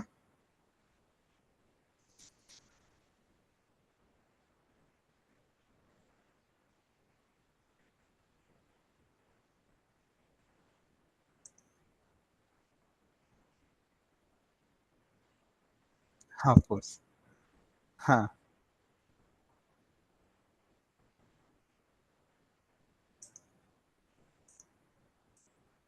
Oh, link.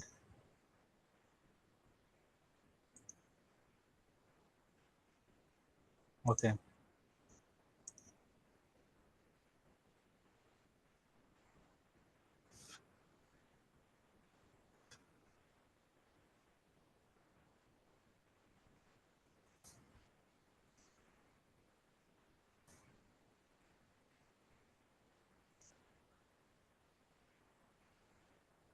Yes. I'll tell you. See, the job portals Naukri or LinkedIn, if you just go ahead and put your resume, you will get 20 calls. Okay, you will get 20 calls. That means the companies are hiring. Don't worry about I taught at 70 batches, but at this point of time, are you getting a call or not? And there's an opportunity or not? There are 20 opportunities are waiting for you. If you crack one opportunity, there is a job, right? So that's the main thing. So you can go to the Naukri as well as LinkedIn. Combiningly, it will give you 20 opportunities for sure. It is more than 20, but I would say 20 minimum. Okay, so if you crack at least one, you will be having a job. There are plenty of opportunities because it is not one company, two companies. There are 1 lakh plus companies are there in the around the world. Most of the companies are hiring. Yes. Yes. Of course. Yes. Yes. Yes. Correct.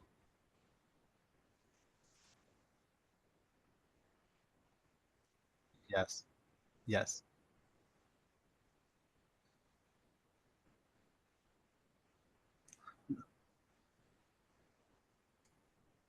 Those things we will be covering. Those things will be known to you during the sessions. Okay, during the live sessions, you will get to know how it is, what it is. I'll be giving you some inputs also during the sessions. So those things will be very helpful. And one more thing, even today, there's one of my student who is actually placed in GOC. You know, so GOC is nothing but Google Operations Center in the Hyderabad. There is a GOC, and she told me, sir, we are recruiting 20 plus GCP data engineers. Sir, do you have anyone? Okay, so that's only there's one company they are recruiting 20 plus.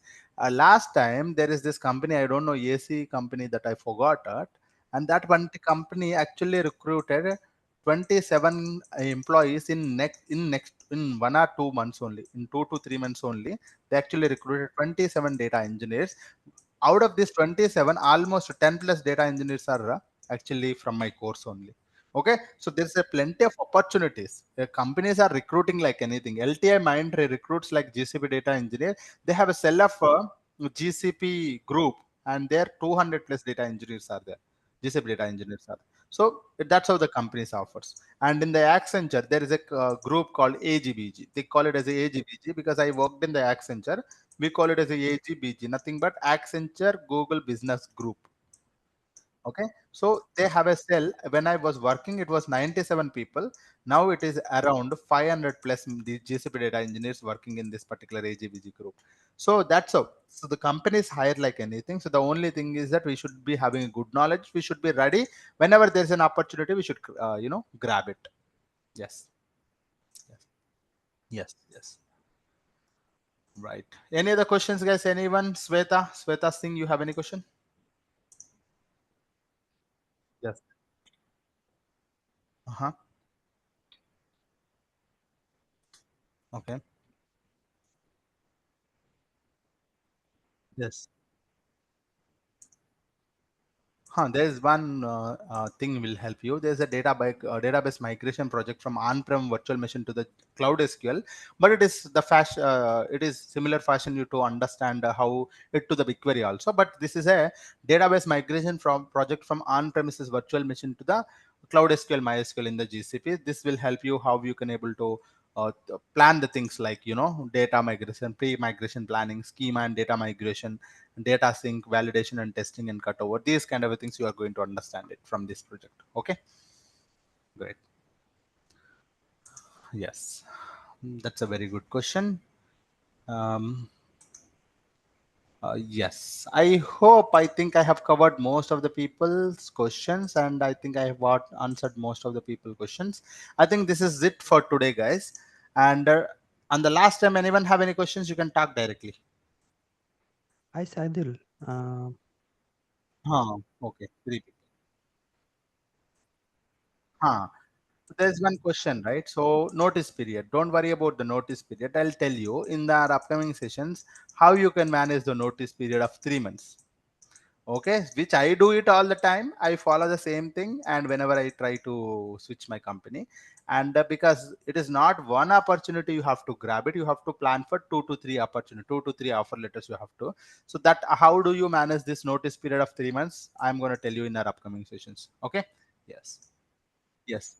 Yes, Bonam Mahesh. Yeah, you have any question? Yes, please. Yes. Okay. Okay. Okay. Yeah. Okay. Okay.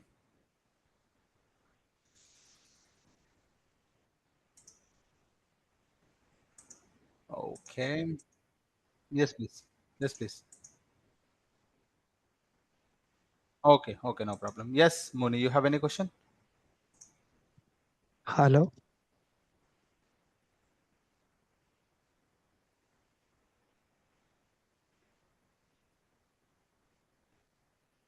Not Scala is not required. Okay. Scala is not required for this course. Okay. Not required. No worries. Yes. Yes, Mahesh. I give you time, man. Right? Bonam Mahesh. So you again talking in between. No worries. I'm giving you the time, right? Yes, Mahesh. You can talk now.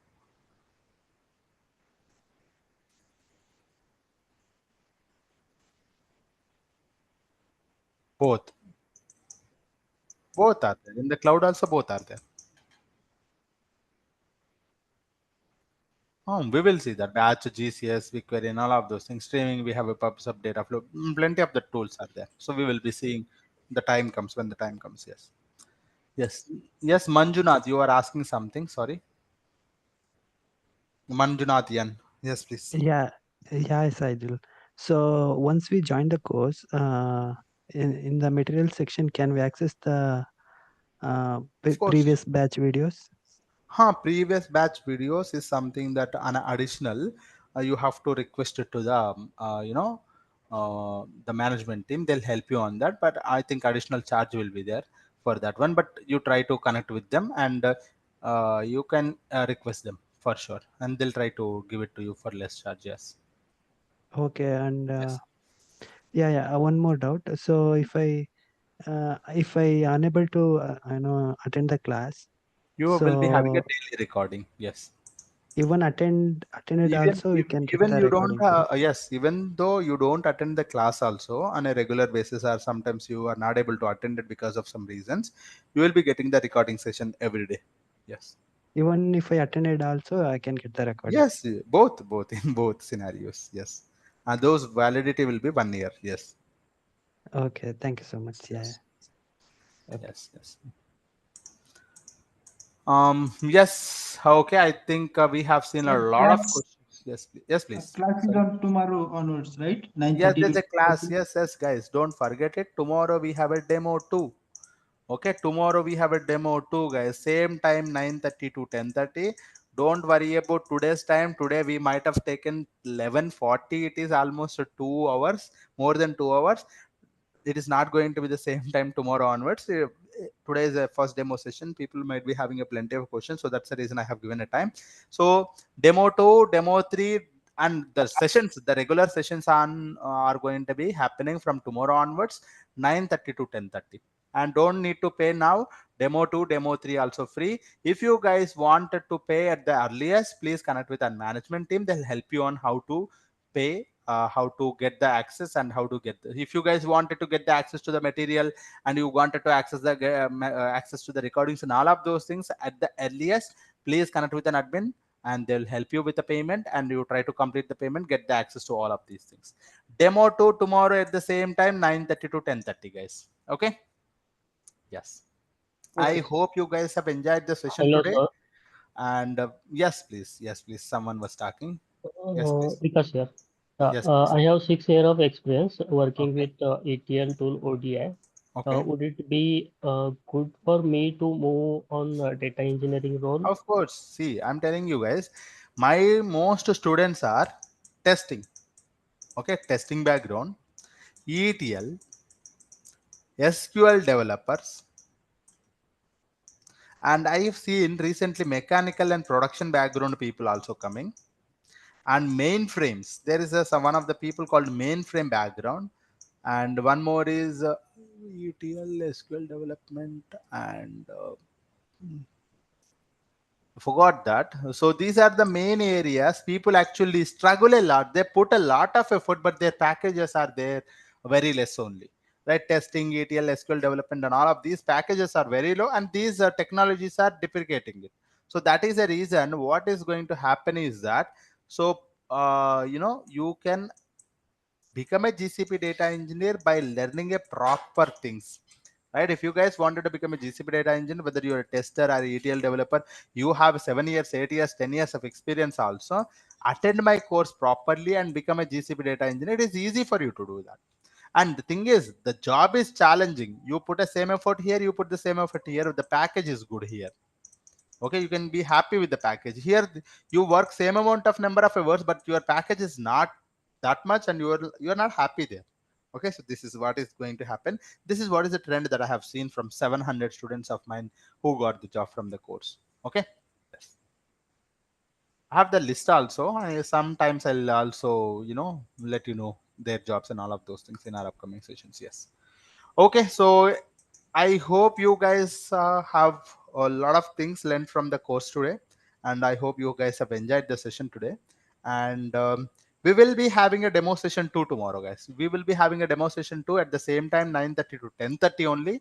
And if you guys still have some of the questions, you can ask me tomorrow also. We are going to start a demo 2 tomorrow, guys. Thank you all. Have a great day. Thank you for being the patient throughout the session. I'm very happy with the response that you have given me. Okay, thank you all. Have a great day. We will meet tomorrow at the same time. Thank you, guys. Thank you, sir. Thank you Thank all. you.